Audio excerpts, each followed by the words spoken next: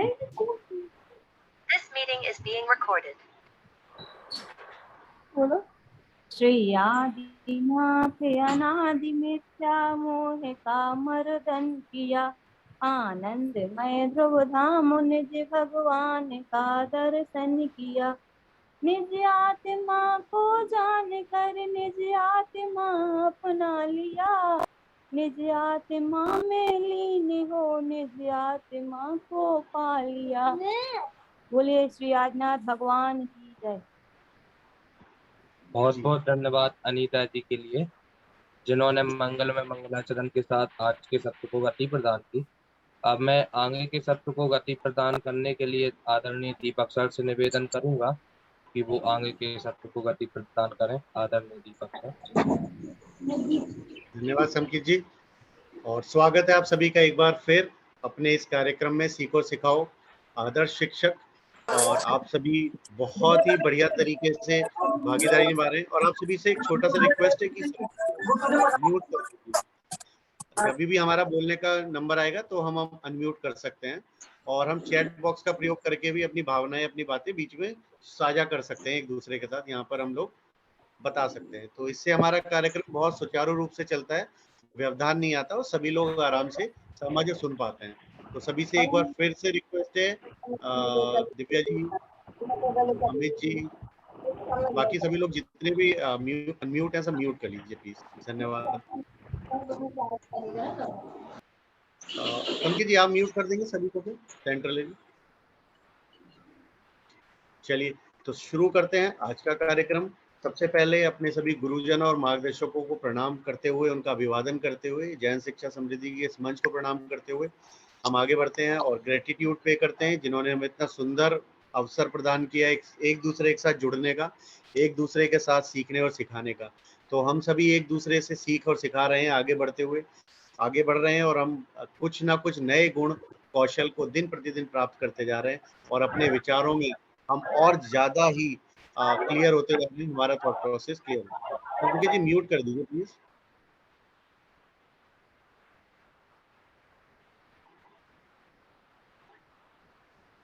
जी, तो आज जैसा कि हम पिछले 6 दिन से अभ्यास कर रहे हैं समय प्रबंधन, ये एक टॉपिक है हमारे बीच में आज, समय प्रबंधन, और उसके विषय में और चर्चा करेंगे, और इससे ज्यादा हम मित्रता करेंगे समय के साथ और रूबरू होंगे इस टॉपिक से। तो मैं आप सभी का फिर से स्वागत करता हूँ, आपका मित्र दीपक गर्ग।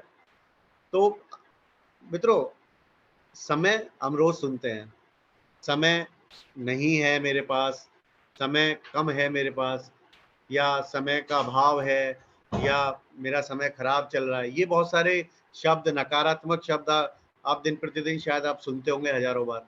बहुत कम लोग आपको ऐसे मिलते होंगे जो कहते होंगे बहुत अच्छा समय चल रहा है ना, मुझे आनंद आ रहा है। तो हमारी मानसिकता क्या होनी चाहिए, वो हम पिछले काफी समय से अभ्यास कर रहे हैं। हमारी मानसिकता होनी चाहिए सकारात्मकता। हमारी मानसिकता होनी चाहिए कि सकारात्मक सोच के साथ हम किसी भी परिस्थिति को फेस करें, यानी कि उसका सामना करें। कोई भी परिस्थिति अगर हमारे कंफर्ट जोन को हिला रही है, लेकिन हमें ध्यान रखना है, हमें कंफर्ट जोन से बाहर आना है। कंफर्ट जोन क्या होता है? कंफर्ट जोन हर किसी का अलग हो सकता है। अगर हम रोज वही चीजें पढ़ाते हैं और पढ़ाते पढ़ाते कुछ नया आ जाता है टॉपिक, तो हमें लगता है अरे ये क्या आ गया, फिर से पढ़ना पड़ेगा। तो ये हम कंफर्ट जोन से बाहर आना पड़ेगा, कारण है ये, है ना। अगर हम हमारे को कोई ऐसा कार्य करते हैं हम डेली, जो दिन प्रतिदिन हम करते जा रहे हैं, उसके बाद कोई ऐसा कार्य आ जाता है कि जो हमें सीखना पड़ेगा, जो हमें करना पड़ेगा, तो हमें लगता है कि ये क्या आ गया। तो ये हमारे कंफर्ट जोन को हिला रहा है। मान लीजिए हम रोज कहीं जाने की आदत है और कहीं नई जगह जाना हमें पड़ जाए, तो फिर हमें लगता है ओ अभी वहां भी जाना पड़ेगा, तो ये हमारे कंफर्ट जोन को हिलाता है। तो कंफर्ट जोन क्या होता है? कंफर्ट जोन वो होता है, एक दायरा हम लोगों ने बना लिया जिसमें हमें लगता है कि हम जो दिन प्रतिदिन करते आ रहे हैं वो बेस्ट है, यानी कि अब उससे ज्यादा कुछ करने के लिए हमें और ज्यादा एफर्ट या मेहनत लगानी पड़ेगी। तो खुशी की बात है कि जेएसएस का ये कार्यक्रम हमारे कंफर्ट जोन को दिन प्रतिदिन तोड़ता है, दिन प्रतिदिन तोड़ता है। हमारा कंफर्ट जोन बड़ा होता चला जाता है, मतलब हम रोज नई चुनौतियां ले रहे हैं, रोज नई चुनौतियां ले रहे हैं और उनका सामना करें। जी प्रमोद जी कुछ कहना चाह रहे हैं? जी धन्यवाद। आप म्यूट हैं प्रमोद जी। कंफर्ट जोन में से बाहर आना क्यों आवश्यक है? जी कंफर्ट जोन से बाहर आना क्यों आवश्यक है? जी बिल्कुल, बहुत बढ़िया प्रमोद जी, अच्छा प्रश्न है, उसी पर आ रहे हैं हम लोग आगे।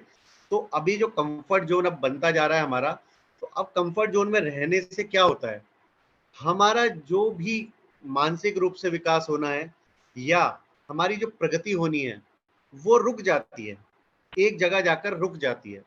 तो आप अगर पढ़ेंगे बहुत सारे सफल व्यक्तियों के विषय में, या तो उन्होंने अपने कंफर्ट जोन को छोड़ा, त्यागा, या उन्होंने हमेशा अपने कंफर्ट जोन से बाहर रहने का प्रयास किया। जैसे बहुत सारी बार हम ये सोचते हैं कि बहुत सारे लोग जो बहुत सफल हो चुके हैं अपने जीवन में, अब उन्हें क्या आवश्यकता है कि इतना ये परिश्रम कर रहे हैं, इतनी मेहनत कर रहे हैं, क्या आवश्यकता है? कोई 1000 करोड़ की संपत्ति का मालिक है, लेकिन फिर भी वो अब और ज्यादा एफर्ट कर रहा है। तो उन्होंने एक तरीके से संकल्प लिया है कि मेरे को और आगे बढ़ता ही जाना है, मतलब मैं अपने एक जगह रुकूंगा नहीं, मैं एक दायरा नहीं सीमित करूंगा अपने अपने ज्ञान का, मैं दायरा नहीं सीमित करूंगा अपनी अपनी प्रगति का। तो अगर हम दिन प्रतिदिन ब्रेक करते हैं इस दायरे को, तो हर दिन ये बड़ा होता चला जाता है, हर दिन ये बड़ा होता चला जाता है। आज की डेट में आप ये मानिए कि हम जो यहाँ सब जुड़े हुए हैं, आप अहमदाबाद से जुड़े हुए हैं, पलक जी भी हमारे साथ बैठी है नाडियाड से, और मैं नोएडा से बैठा हूँ। तो हमने ये एक दायरा बड़ा किया और हम ज्ञान कहाँ से एक दूसरे को दे रहे हैं और प्राप्त कर रहे हैं, एक दूसरे के साथ संबंधित हो रहे हैं। तो आवश्यकता है कि हम अपनी जो मान्यताएं हैं, सोच हैं, जो विचार हैं, उनको दिन प्रतिदिन बदलते रहें। तो आज हम उसी विषय में बात करने वाले हैं, समय प्रबंधन क्यों आवश्यक है, समय प्रबंधन होता क्या है। जी Ravi ji. Hello sir, good evening sir. हाँ जी रवि जी बताइए। सर ये पूछ रहा हूँ सर, मैं ज्ञान के संबंध में तो आपका मैंने माना कि अपन को लगातार कंफर्ट जोन से बाहर आना चाहिए, उसके विकास के लिए अपन को प्रयास भी करते रहना चाहिए। बट संपत्ति के विषय में थोड़ा जानकारी चाहूंगा कि अपनी पर्याप्त आवश्यकताएं पूरी हो रही हैं, क्या उसके बाद भी हमें संपत्ति को जोड़ने के लिए प्रयास करना चाहिए सर? बहुत अच्छा प्रश्न है, बहुत अच्छा प्रश्न है। हम हाँ जी, जी रवि जी, बहुत अच्छा प्रश्न है। लेकिन अभी हम जो बात कर रहे थे, हमने एग्जांपल दिया आपके सामने कि बहुत कोई 1000 करोड़ की संपत्ति का मालिक है, वो तब भी एफर्ट कर रहा है। हाँ, आप इसको समझने का प्रयास कीजिए कि ये हमारा सिद्धांत है साइंस का, कि जो जिस स्थिति में है वो उसी स्थिति में रहता है जब तक कि उसके ऊपर अंदरूनी या बाहरी दबाव ना पड़े, है ना, विज्ञान का नियम है। तो क्या है, अगर उसके ऊपर बाहरी कोई दबाव पड़ता है तो वो रुकेगी, अगर वो कोई डायनामिक एनर्जी है, यदि वो चले जा रही है तो रोकने के लिए उसको या तो बाहर से दबाव या अंदर से दबाव होगा, या कोई रुका हुआ है तो अंदर से या तो एफर्ट किया जाए या बाहर से धक्का मारा जाए। तो अभी क्या होता है कि अगर जो सफल व्यक्ति हैं वो अपने आप को रोकना शुरू कर दें, तो एक दिन उनकी जो सफलता का ग्राफ है वो नीचे नीचे आता चला जाएगा और एक दिन हो सकता है वो जीरो हो। मुकेश अंबानी और अनिल अंबानी का एग्जांपल आपके सामने है, परिवार एक है, सभी को बराबर संपत्तियां मिली और उन्होंने अपने अपने विचारों के माध्यम से आज किस स्तर पर है समझ पा रहे। पहला। दूसरा, हम आपके इस प्रश्न का अवश्य आंसर देंगे कि जो हम बात करें संपत्ति की, बहुत इंपॉर्टेंट है कि जितने भी सफल व्यक्ति होते हैं, चाहे सफल व्यक्ति हो या नॉर्मली कोई भी बिजनेसमैन हो, अगर एक छोटा बिजनेसमैन भी है, वो कम से कम 10 से 15 लोगों को रोजगार देता है। समकित जी सबको म्यूट कर दीजिए। वो कम से कम 10 से 15 लोगों को रोजगार देता है। एक विद्यालय चलता है अगर, तो कम से कम 100 लोगों को रोजगार डायरेक्ट इनडायरेक्ट मिलता है ना। स्कूल के आसपास बहुत सारे ठेले वाले खड़े हो जाते हैं, है ना, बहुत सारी दुकानें खुल जाती है, इससे बच्चे सामान खरीदते हैं, टॉफियां खरीदते हैं, है ना, चाट पकौड़ी खाते हैं, या स्टेशनरी का सामान खरीदते हैं, या आपके प्रोजेक्ट का सामान खरीदते हैं। तो जब भी हम कोई कार्य करते हैं, जब भी हम कोई काम करते हैं, तो इनडायरेक्टली हम लोगों का भला कर रहे होते हैं। तो जो 1000, 10,000, 5,000 की संपत्ति के मालिक हैं, वो बड़ी बड़े बिजनेस को ऑन करते हैं। अगर वो चलना छोड़ दें, तो जो लीडर्स हैं, आप सभी से बहुत विनम्र निवेदन है कि म्यूट कर दीजिए प्लीज। कारण है कि व्यवधान बहुत होता है और एक हमारी जो गति है वो भी रुक जाती है बात करने की। तो आप सभी प्लीज म्यूट कीजिएगा, बहुत अच्छा रहेगा। अगर हमें बोलना है तो आप हैंड रेज कीजिए, तो हम एक एक करके बात कर सकते हैं। ये ऑनलाइन माध्यम है, तो ये सबसे सुंदर तरीका है हैंड रेज करने का। तो अगर हम बात करें जो भी लीडर्स हैं, वो लोग ये जितने भी महान व्यक्ति होते हैं, चाहे वो किसी भी रूप में हो, चाहे वो कोई कंसल्टेंट हो, चाहे वो कोई बहुत बड़ा शिक्षाविद हो, चाहे वो बहुत बड़ा इंडस्ट्रियलिस्ट हो, तो वो लीडर्स हैं एक्चुअली। वो जो सोचते हैं, वो जो बातें करते हैं, लोग उसको फॉलो करते हैं। तो अगर वो रुकना शुरू कर देंगे तो उनके फॉलोअर्स जो कर रहे हैं वो भी उनको फॉलो करके रुकना शुरू कर देंगे, पहला। दूसरा, जो वो बिजनेसेस चला रहे हैं, रन कर रहे हैं, उनसे जो बहुत सारे हजारों लोग, लाखों लोग जुड़े हुए हैं, उनका जीवन का स्तर भी खराब होगा और निम्न होगा। तो आवश्यकता है कि वो, ऐसा नहीं है कि वो संपत्ति को जोड़ते जा रहे हैं। वो मान लीजिए आज वो 100 करोड़ रुपए इन्वेस्ट करते हैं कहीं पर, कहीं लैंड खरीदेंगे और फैक्ट्री लगाएंगे, तो जो लैंड खरीदा उससे गवर्नमेंट को रिवेन्यू जाएगा, वो रिवेन्यू वापस जनता को ही मिलना है, पहला। दूसरा, जब वो लैंड खरीद के वहाँ कंस्ट्रक्शन करेंगे तो पूरा मार्केट खुलेगा, कंस्ट्रक्शन से संबंधी बहुत सारे काम होंगे, फिर वहाँ बहुत सारे लोगों को रोजगार मिलेगा। जब वहाँ रोजगार करने के लिए लोग बाहर से आके रहने लगेंगे तो वहाँ मार्केट डेवलप होगा। जब वहाँ मार्केट डेवलप होगा तो वहाँ के लोकल लोगों को काम मिलेगा, वहाँ के लोकल लोगों को काम मिलेगा तो बच्चों का विकास होगा, क्योंकि अच्छे तरीके से उन्हें पढ़ा सकते हैं, उन्हें कपड़े दे सकते हैं, खाना दे सकते हैं। तो ये बहुत संबंधित है एक दूसरे से चीजें। लेकिन अगर कोई व्यक्ति सिर्फ और सिर्फ इकट्ठा कर रहा है लेकिन वो समाज में नहीं लगा रहा, वो प्रयोग नहीं कर रहा, उसका हम विरोध करते हैं, उस मान्यता का को हम तोड़ते हैं कि नहीं, हमें जो भी प्राप्त हो रहा है उसे समाज में लगाना है और उसे बढ़ाना है। तो आपका जो प्रश्न है वो दोनों तरीके से सही है। पहला कि हमें सिर्फ जोड़ते जोड़ते नहीं रहना, हमें उसको वापस भी देना है समाज को। तो इस तरीके से, इस मान्यता के साथ हमें आगे बढ़ते रहना है और हमें माध्यम बनना है। हमें समझना है कि नेचर या जो भी ये एनर्जी है या गॉड, जो भी जिसको मानता है, क्योंकि सबकी मान्यताएं अलग होती हैं, हम इस टॉपिक पे इसलिए जाते नहीं है, सब अपने अपने विचारों में अलग से सोचते हैं। तो जो भी नेचर है, जो भी हमें दे रही है, हमें माध्यम बनते हुए अपने आसपास जितना भी समाज, देश या संसार है, उसका कैसे हम माध्यम बनते हुए उसमें अपना कंट्रीब्यूशन कर सकते हैं। जैसे हमारे पास एक बहुत सुंदर अवसर आया जेएसएस की तरफ से कि क्या आप ये कार्य हमारे साथ करना चाहेंगे, तो हमने सिर्फ हाँ बोला था, सोचा भी नहीं, क्योंकि हमें एक मौका मिला कि हम लोगों से मिल पाएंगे, ज्यादा से ज्यादा लोगों से मिलके बातें कर पाएंगे, चर्चा कर पाएंगे। और बहुत सुंदर हमारा जीवन हुआ है पिछले 7 साल में। हमने बहुत सारे ब्रेक पॉइंट्स लाए हैं अपने जीवन में, क्योंकि हम भी कहीं अटकते थे। तो जब चर्चाएं करते हैं सभी के साथ या सभी नियत कार्य करते हैं और उसमें अपने अपने अचीवमेंट्स डालते हैं, तो हमें भी अंदर से एक आता है कि ये लोग कर सकते हैं, मैं भी कर सकता हूँ। जब आपने किया, रवि जी ने किया, प्रमोद जी ने किया, अनीता जी ने किया, तो मैं भी कर सकता हूँ, मैं भी आज करूंगा, ब्रेक करूंगा। तो आदतें भी हमने बदली है पिछले 7 साल में। हमने अपने जीवन में बहुत सारे अचीवमेंट्स प्राप्त किए, सब एक दूसरे के माध्यम से ही हुआ। तो ये होता है संगति का असर। इसीलिए कहते हैं ना, सत्संग कीजिए, है ना, बोला जाता था सत्संग कीजिए। सत्संग का मतलब होता है कि अच्छे लोगों के साथ रहिए, अच्छे विचारों के साथ रहिए, अच्छी पुस्तकों के साथ रहिए, है ना। जितनी अच्छी पुस्तकें पढ़ेंगे उतने अच्छे विचार। जैसा आप इनपुट वैसा आउटपुट, हम हमेशा बोलते हैं कि आप जो चाहते हैं वैसा ही इनपुट देना पड़ेगा। अगर हम अच्छा इनपुट आउटपुट चाहते हैं तो हमें अच्छा इनपुट देना पड़ेगा, और जैसा हम सीडिंग करेंगे वैसी फसल मिलेगी। तो इस पॉइंट से बिल्कुल बहुत अच्छा प्रश्न रहा प्रमोद जी का भी, रवि जी का भी। अगर कोई बीच में प्रश्न है तो कर सकते हैं, बाकी लोग म्यूट कर लीजिए प्लीज। आगे बढ़ते हैं। हम लोग समय की बात कर रहे थे, समय प्रबंधन की बात कर रहे थे। तो समय है क्या एक्चुअली? हम बोलते तो बहुत हैं, क्या ये 24 घंटे जो घड़ी दिखाती है यही समय है? क्या जो हम बस ये देखते हैं सुबह दोपहर शाम रात हो गई यही समय है? क्या सूरज निकलने से सूरज डूबने तक, चंदा के आने के चंदा के जाने तक का समय यही समय है? क्या समय यही है? हमें ये विचार करना होगा। अगर हम बात करें कि समय क्या है, समय कुछ नहीं है। समय ये जो है बस ये समय है। कारण है कि जो गया या जो आने वाला है उस पर हमारा नियंत्रण है ही नहीं। हमारा नियंत्रण है इस पल पर, इस मोमेंट पर, इस क्षण पर, इस समय जो हम बोलते हैं, इस समय जो हम करते हैं, इस समय जो हम लिखते हैं, जो भी एक्शंस होते हैं वो ही आगे फलीभूत होते हैं, वही इतिहास बनते हैं। इस समय आप लोग डिसाइड करके बैठ गए कि हमें आना है इस वर्कशॉप में, आप जुड़ गए तो हो गया। लेकिन सोचते रहते हैं कि जुड़ना है तो कुछ नहीं होता। उस समय जो समय जुड़ने का था, आपने क्लिक किया लिंक पर और जुड़ गए, तो ये समय जो कर लिया बस वो ही है, बाकी सब मिथ्या है।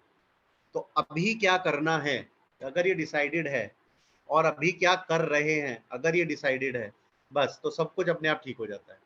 एक कड़ी से एक कड़ी मिलती चली जाती है। जैसे हमने पहले भी बातें की हैं कि जैसे साइकिल चल रही है या बाइक चलती है, उसकी गरारियां आपस में मिलती हैं, चेन जोड़ती है। अगर वो सही चल रहा है तो सब कुछ सही तरीके से चलेगा, अगर वो गरारी खराब हो जाए या चेन उतर जाए तो सब कुछ रुक जाता है। तो ऐसे ही हमारे जीवन में जब हम जो कड़ियां मिलाते हैं, जो हम एक दूसरे के साथ मिलकर चलते हैं, एक कार्य को दूसरे कार्य के साथ सम्मिलित करके उस क्रम में आगे बढ़ते हैं, श्रृंखला में आगे बढ़ते हैं, तो वही हमें प्रगति प्रदान करता है, वही हमें आगे लेकर जाता है।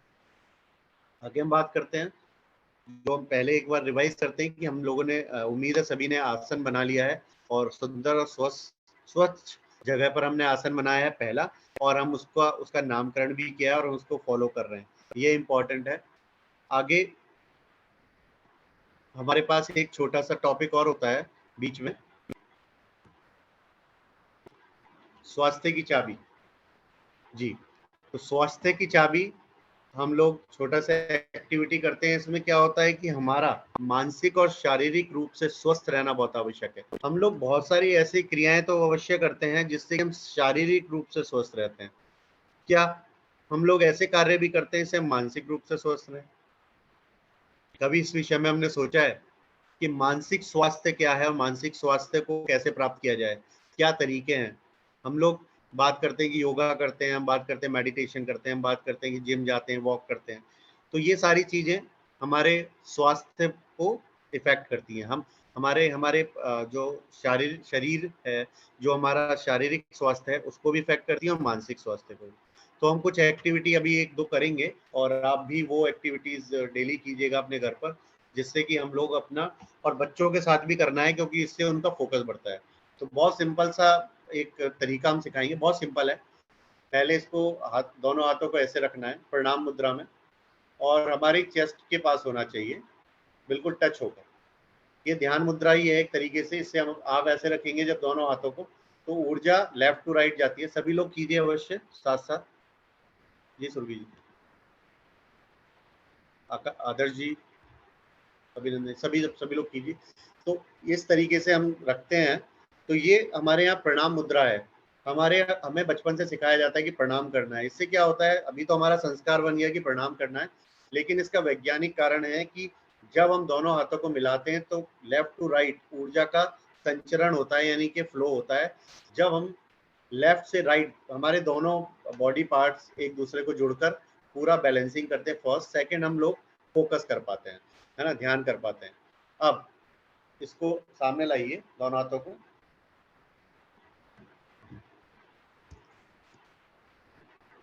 ठीक है। अब एक दूसरे के सामने ऐसे क्लैपिंग वाला पोज लाना है, वापस क्लैपिंग और जॉइंट करना है इनको, ठीक है। और इसको वापस ऐसे घुमाना है नीचे से, और यहाँ पर लगाना है कॉलर बोन। कॉलर बोन होती है यहाँ पर सेंटर में गर्दन के नीचे, यहाँ पर हमें टच करना है, ठीक है। इसको ऐसे टच करके रखना है, बहुत फोकस करना है।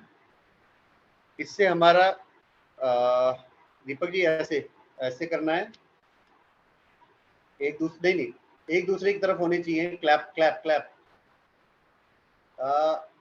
रुकिए, क्रॉस कीजिए, हाँ इसको घुमाइए अब,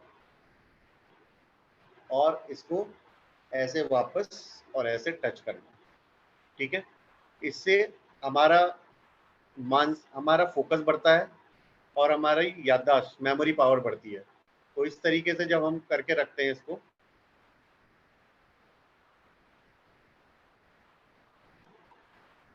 गर्दन सीधी रखनी है और इसको बिल्कुल टाइट करके रखना है।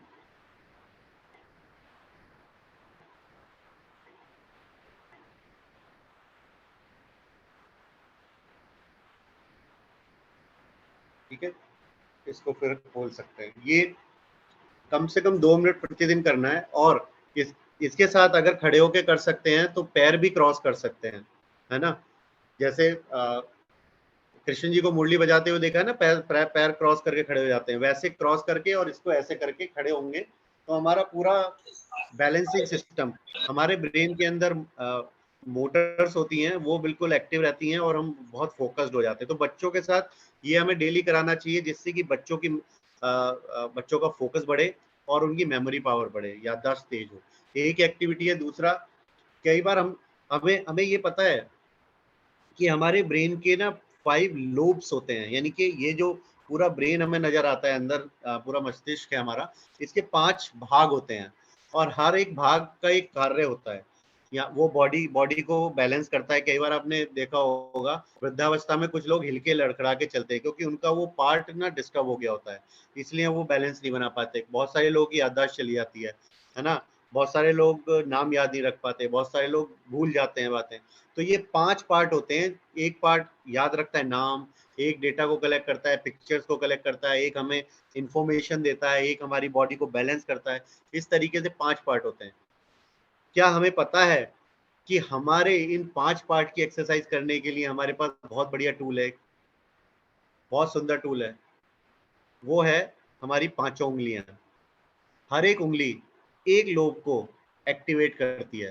तो हमें क्या करना है, इन 5 उंगलियों के साथ एक्सरसाइज करनी है, इनको मिलाना है ऐसे, ठीक है। एक दूसरा, बहुत बचपन में शायद आपने किया हो, आपको मजा आएगा, आपको याद आएगा कि हम ये करते थे बहुत, और अभी भी शायद बहुत सारे लोग करते हैं। फिर एक एक उंगली को करके एक दूसरे के सामने घुमाना है। देखिए कितना मजा आएगा, ऐसे रिलैक्सेशन फील होगा ब्रेन में, ठीक है। उसके बाद दूसरी को, आपको लगेगा कितना मजा आ रहा है, नींद आने लगी थोड़ी देर में, ठीक है। तो तीसरी को छोड़नी नहीं है उंगलियां, अभ्यास से हो जाएगा। और फिर चौथी उंगली, और फिर हम थंब को भी कर सकते हैं ऐसे। फिर रिवर्स करना है ऐसे ही, पहले ऐसे घुमा रहे हैं क्लॉकवाइज, फिर एंटी क्लॉकवाइज घुमाना एक दूसरे सामने, वापस, फिर वापस, फिर वापस, और फिर वापस, ठीक है। ये एक एक्सरसाइज हम लोग कर सकते हैं और ये हमें डेली करनी चाहिए अपने ब्रेन को एक्टिवेट रखने के लिए। हमारी मेमोरी पावर बढ़ेगी, हम बहुत अच्छे से विचार कर पाएंगे। और बच्चों के साथ अवश्य कराना है डेली। तो जो हम कई बार कहते हैं ना, बच्चे फोकस नहीं करते, बच्चों को याद नहीं होता है, ऐसी छोटी छोटी एक्सरसाइज के माध्यम से बच्चों की ब्रेन पावर हम बढ़ा सकते हैं। तो आज 2 एक्सरसाइज मैं डेली करूँगा, प्लीज म्यूट कर दीजिए।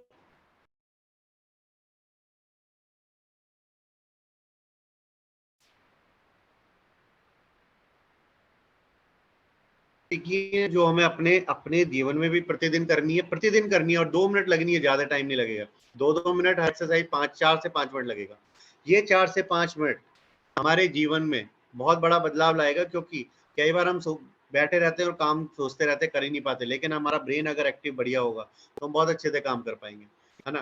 तो हमारे साथ कई बार ये घटित होता है कि हम सोच रहे हैं, बैठे हुए हैं, लेकिन कुछ याद ही नहीं आ रहा। तो वो ये छोटी छोटी एक्सरसाइजेज हैं जो हम कर सकते हैं। और बहुत आनंद और मजे की बात है कि हमारे ब्रेन के अंदर ना बिलियंस ऑफ न्यूरॉन्स होते हैं। बिलियंस ऑफ न्यूरॉन्स का मतलब होता है करोड़ों की संख्या में न्यूरॉन्स होते हैं। न्यूरॉन्स का काम क्या है? न्यूरॉन्स का काम होता है जो एक कोरियर मैन का काम है। स्विगी पर आपने ऑर्डर किया, जोमेटो पे ऑर्डर किया, उसने पिक किया और खाना ला कर दे दिया। जो काम ये सभी लोग करते हैं, डिलीवरी वाले, यही काम हमारे ब्रेन के अंदर जो न्यूरॉन्स हैं ये करते हैं। तो ये क्या करते हैं, ये हमारी इंफॉर्मेशन को इधर से उधर लेके जाते हैं। जैसे आज कभी भी हम बैठे होते हैं, हमारे दिमाग में बहुत सारे विचार चल रहे होते हैं। तो ये जो एक्सरसाइजेज होती हैं ये उन न्यूरॉन्स को एक्टिवेट करती हैं। और क्या हो रहा होता है कि जब हम एक्सरसाइज नहीं कर रहे तो वो न्यूरॉन्स सो जाते हैं। जब वो न्यूरॉन्स सो जाते हैं तो हमारा सोचना मध्यम हो जाता है, बहुत हम रिलैक्स फील करने लग जाते हैं, याद नहीं रहता, पढ़ाई में मन नहीं लगता, काम नहीं कर पाते। लेकिन जब वो न्यूरॉन्स एक्टिवेट हो जाएंगे तो हम बहुत स्फूर्तिवान महसूस करेंगे। तो अब ये सारी चीजें हो गई स्वास्थ्य की चाबी के बाद हम आगे बढ़ते हैं, समय प्रबंधन के विषय में बात करते हैं। बहुत सारे अभ्यास हम लोगों ने पिछले 6 दिन में किया है, समय से रिलेटेड हमने वीडियोस भी देखी हैं और हमने बहुत अच्छे तरीके से समझा है कि समय क्या है, समय किस प्रकार से हमें समय को किस प्रकार से प्रबंधित करना चाहिए। तो हम इसको और अपनी पीपीटी के माध्यम से समझते हैं। जी, समय प्रबंधन क्या है? जो अभी हमने बात की थोड़ी देर पहले कि समय है कुछ नहीं, समय जो है अभी है। तो हमारे जीवन से जो निकलता जा रहा है वो ही समय है। हमारा जीवन जैसे जैसे चलता है, गतिमान होता है, और वो व्यतीत होता जाता है, बस वही समय है। और समय प्रबंधन कुछ नहीं होता, हम अपने आप बंधित कर रहे होते हैं हमेशा। समय तो चल ही रहा है, हम उसके साथ बढ़ रहे हैं, उसके साथ बड़े हो रहे हैं, उसके साथ आगे बढ़ रहे हैं, लेकिन हम अपने आप को अभी में व्यवस्थित करते हैं तो समय अपने आप व्यवस्थित हो जाता है। हमने एक चीज ली है कि हम अपने आप को व्यवस्थित करेंगे, हमारे वो हम आगे डिस्कस करने वाले हैं, एक पॉइंट डिस्कशन करने वाले हैं कि क्या, कैसे, कब, है ना। उसके बाद आगे बढ़ते हुए हम बात करेंगे समय प्रबंधन क्यों जरूरी है। समय प्रबंधन की आवश्यकता इसलिए है कि जो जीवन में घटनाएं हो रही हैं, जो अपॉर्चुनिटीज आ रही हैं, उसको हम ले पाए, उसको ग्रैब कर पाए, है ना। कारण क्या है, जैसे एक अपॉर्चुनिटी आपके सामने आई जीएसएस के माध्यम से कि हमें सीखना सिखाने का मौका मिला और आप लोगों ने उसको ग्रैब किया एक अपॉर्चुनिटी को, और हम मानते हैं कि आप लोग अपनी इस जो भी आपने डिसीजन लिया है पर आप खुश होंगे कि हाँ हमने सही डिसीजन लिया। ये होता है कि किसी भी अपॉर्चुनिटी को हम लोग ग्रैब कर रहे हैं, अगर जो भी हम लोग घटना जीवन में हो रही है उसको अवसर में कैसे बदलते हैं। बहुत सारे जी, प्रमोद जी आपने हैंड रेज किया है,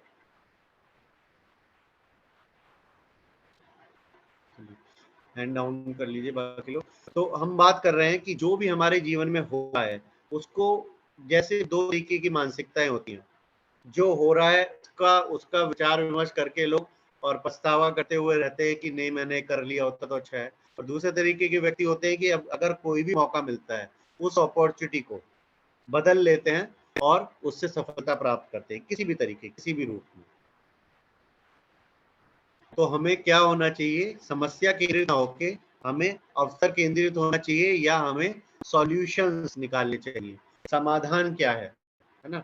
हमारे जीवन के उस चुनौती का समाधान क्या है, उस समस्या का समाधान क्या है, हमें वो निकालना चाहिए।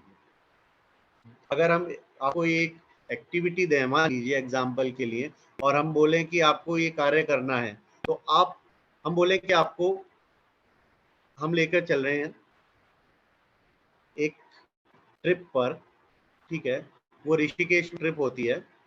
उस ट्रिप में क्या होता है कि हमें 100 फीट ऊपर ब्रिज होता है और गंगा के ऊपर ब्रिज चल रहा है ऋषिकेश में, और उसके ऊपर से हमें कूदना होता है। कितने लोग हैंड रेज करेंगे कि हाँ हम वो अटेम्प्ट करेंगे? कितने लोग हाँ बोलेंगे कि हम वो अटेम्प्ट करेंगे, यस और नो? कितने लोग नहीं करना चाहेंगे?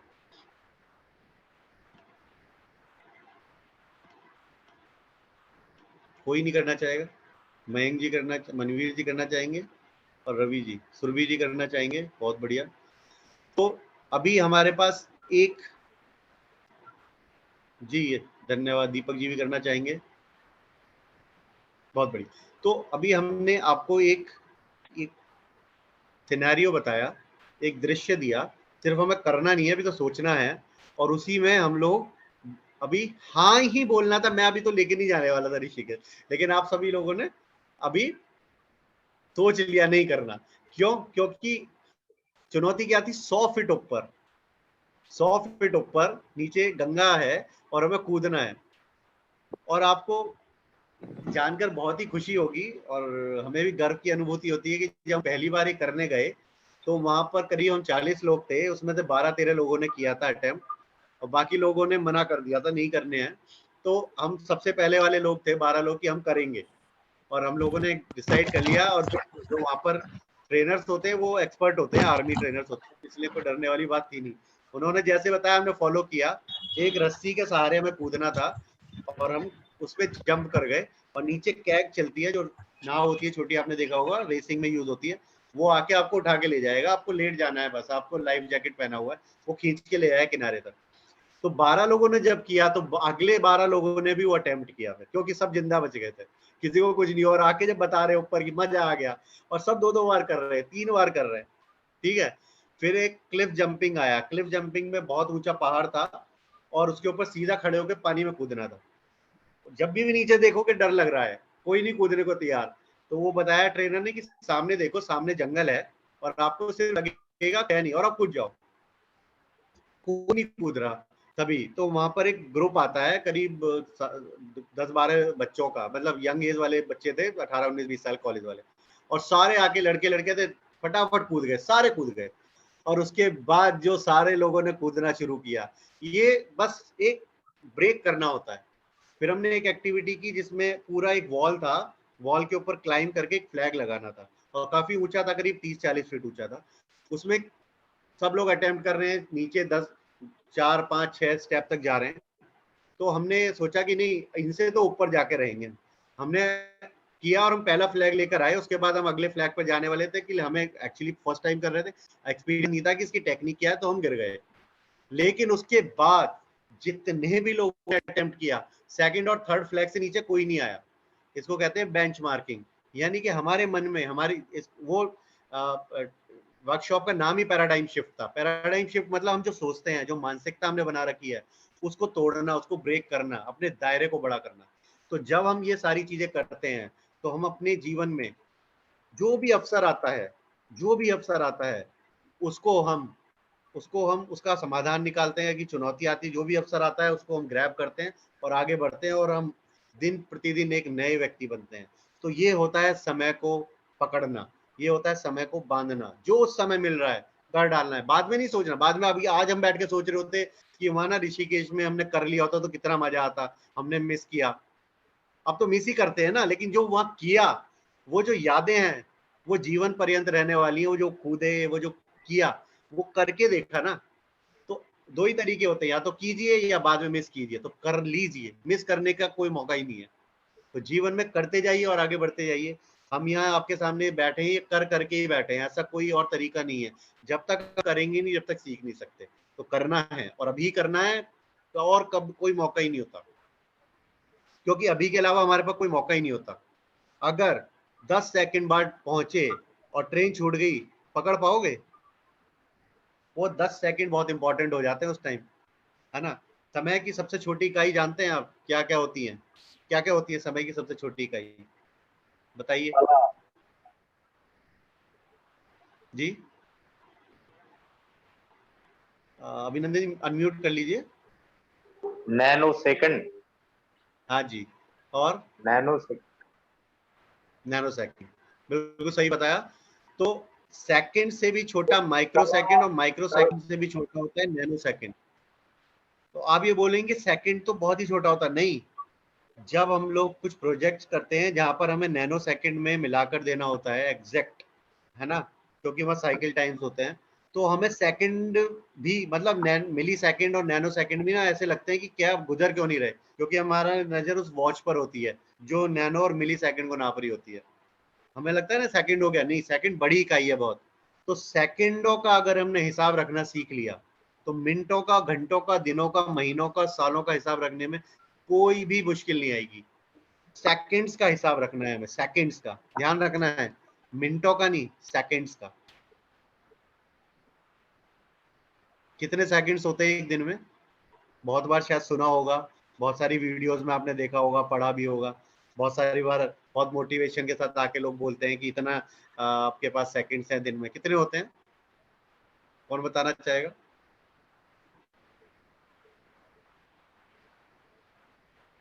कितने सेकंड्स होते हैं जी मनवीर जी?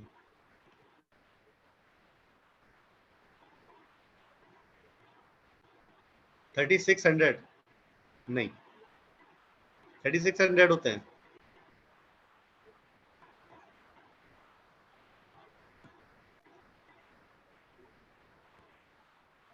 और कोई? कितने सेकंड्स होते हैं दिन में हमारे पास? 52 52 सेकंड्स। जी।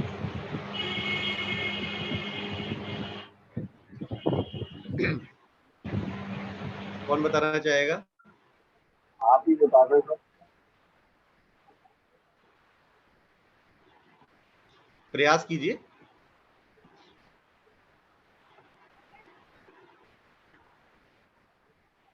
हाँ जी, बताइए।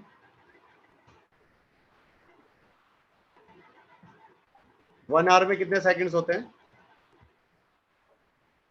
जो भी लिखा था दीपा जी ने, वो होते हैं 3600 वन आवर में। और अगर हम इसको मल्टीप्लाई करें 24 आवर से बनते हैं हमारे पास कितने सेकंड्स? नहीं, 86,400।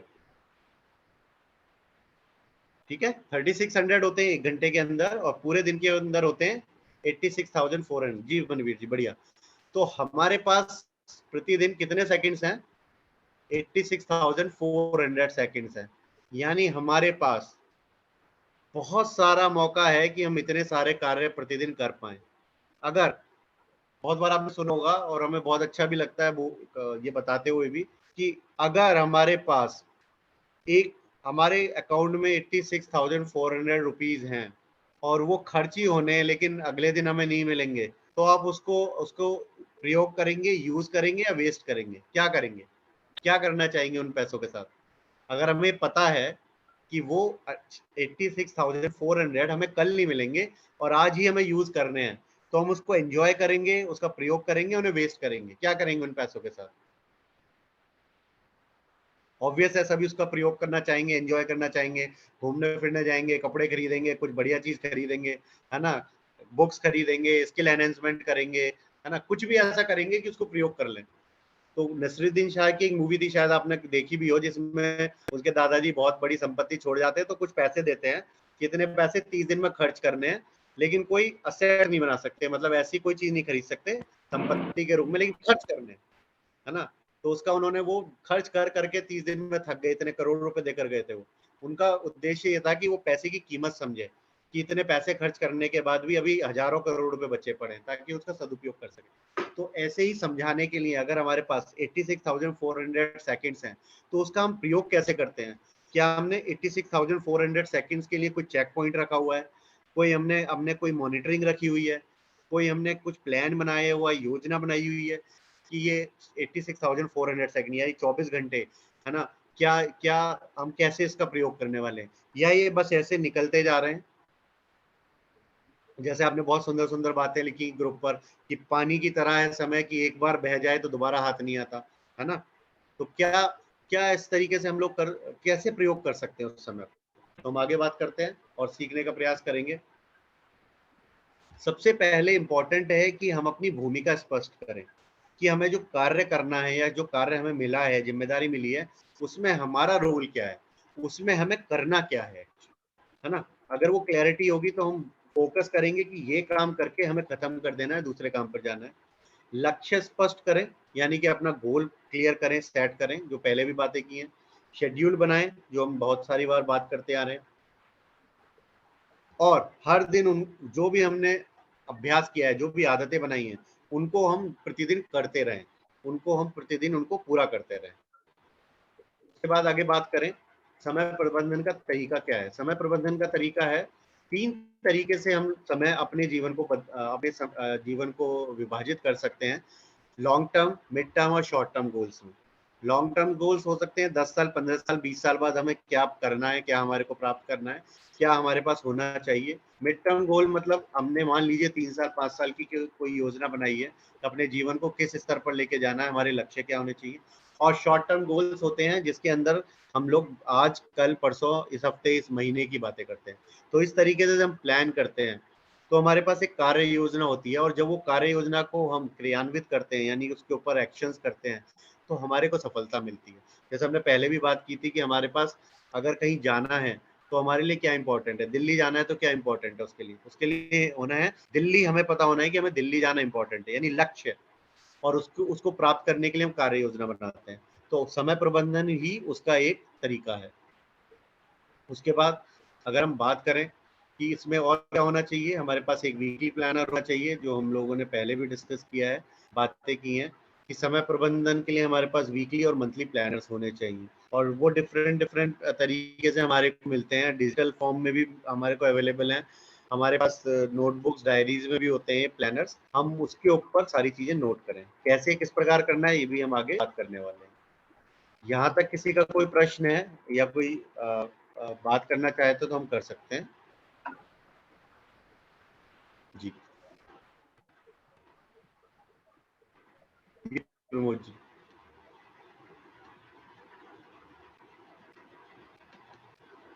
चलिए आगे बढ़ते हैं। अब हम मेरा एक प्रश्न है सर। जी जी, हेलो, मेरा एक हाँ जी, प्रश्न है कि लक्ष्य निर्धारण के आधार क्या होंगे? आपकी वॉइस कम आ रही है थोड़ी। लक्ष्य निर्धारण के आधार क्या हो सकते हैं? लक्ष्य निर्धारण के आधार क्या हो सकते हैं जीवन में? जी सबका सब जी, एक ही बहुत चीज बढ़िया जैसा प्रश्न, लक्ष्य बना है, जैसे बहुत पैसे बढ़िया प्रश्न कमाना है। है या नाम कमाना है या कुछ और करना है, तो मतलब लक्ष्य निर्धारण जी, के क्या आधार हो सकते हैं? ये व्यक्तिगत रूप से है। जैसे हम इसको इस तरीके से डिवाइड कर सकते हैं, अगर कोई विद्यार्थी है तो उसके क्या लक्ष्य होंगे, अगर कोई व्यक्ति है जिसकी शादी होगी तो उसके क्या लक्ष्य होंगे जीवन के, और अगर कोई व्यक्ति अपने आप को जब रिटायरमेंट ले लेता है तो उसके बाद वो क्या लक्ष्य अपने जीवन के रखता है। तो 3 भागों में विभाजित कर सकते हैं। पहला, अगर कोई विद्यार्थी है तो उसके क्या लक्ष्य हो सकते हैं। उसके लक्ष्य होंगे कि उसको किस तरीके से कौन सी स्ट्रीम में पढ़ाई करनी है, उसको अपने जीवन में किस क्षेत्र में आगे बढ़ना है, पहला करियर बनाना है। दूसरा, हमें आगे अगर बात करनी है, अगर जॉब्स करनी है तो वो कहाँ पर किस प्रकार उससे जॉब प्राप्त करनी है, कौन सी कंपनी, अगर उसकी ड्रीम कंपनी है कोई, वो लक्ष्य प्राप्त बना सकता है। दूसरा है, कोई व्यक्ति है जो सेटल हो रहा है तो वो लक्ष्य बना सकते हैं, उसे घर कब बनाना है, उसे बच्चों की पढ़ाई कौन से स्कूल से करानी है, उनको कौन से कॉलेज में भेजना है, उनका कैसे जीवन को सेट करना है। और तीसरा व्यक्ति है जो चाहता है कि मैं अपने रिटायरमेंट के बाद क्या कर सकता हूँ समाज के लिए, अपने लिए, वो उस तरीके के लक्ष्य निर्धारण करता है। ये जो लक्ष्य आते हैं हमारे, हमारी जो डिजायर्स होती हैं, हमारी जो इच्छाएं होती हैं, उनसे निकल कर आते हैं। जैसे मान लीजिए मेरी डिजायर है कि मुझे फेम मिलना चाहिए, तो मैं ऐसे लक्ष्य बनाऊंगा, मैं ऐसे कार्य बना करना चाहूंगा जिससे मुझे यश प्राप्त हो या फेम मिले। अगर किसी की डिजायर है कि वो धन कमाना चाहता है या बढ़िया गाड़ियां खरीदना चाहता है या बढ़िया बंगला बनाना चाहता है, उसकी इच्छा है, तो उस प्रकार के लक्ष्य बनाएगा। अगर किसी की इच्छा है कि उसे घूमने जाना है, देश विदेश की यात्राएं करनी है, तो वो उसी प्रकार के लक्ष्य बनाएगा। तो ये लक्ष्य हमारी जो डिजायर्स, ड्रीम्स होते हैं, जो हमारे मन की इच्छाएं होती हैं, वहां से ही निकल कर आते हैं। तो वो हमें समझना बहुत आवश्यक है। मन की बात सुनना, अपने मन की आवाज सुनना आवश्यक है कि हम चाहते क्या है अपने आप से, अपने जीवन से। जी प्रमोद जी, कुछ कह रहे थे आप बीच में, सॉरी। मैं तो यही कह रहा था, जब लक्ष्य निर्धारण को इसलिए, जैसे पूरा जीवन है, आदमी किसी मनुष्य का पूरा जीवन है, तो वो उसमें अपने 3 प्रकार के लक्ष्य निर्धारित कर सकता है। एक तो पूरे जीवन का लॉन्ग टर्म लक्ष्य, जो उसके जीवन के अंतिम आपकी आवाज थोड़ी कम आ रही है प्रमोद जी, आपकी आवाज थोड़ी कम आ रही है। अगर मैं यही कह रहा था, जैसे आपने ये बताया लक्ष्य निर्धारण के 3 मापदंड, जैसे लॉन्ग टर्म लक्ष्य निर्धारण करना, मिड टर्म और शॉर्ट टर्म, तो जीवन में परिस्थितियों के अनुसार उसमें वो 3 प्रकार के डिवाइड हो सकते हैं सर। लॉन्ग जीवन में आपने 3 प्रकार लास्ट के में बोला लक्ष्य हो गए। जीवन में 3 प्रकार के लक्ष्य हो गए, मतलब एक तो लॉन्ग टर्म गोल अपन सेट कर सकते हैं, जी मिड टर्म गोल सेट कर सकते हैं और शॉर्ट टर्म गोल सेट कर सकते हैं। तो जीवन जी में उम्र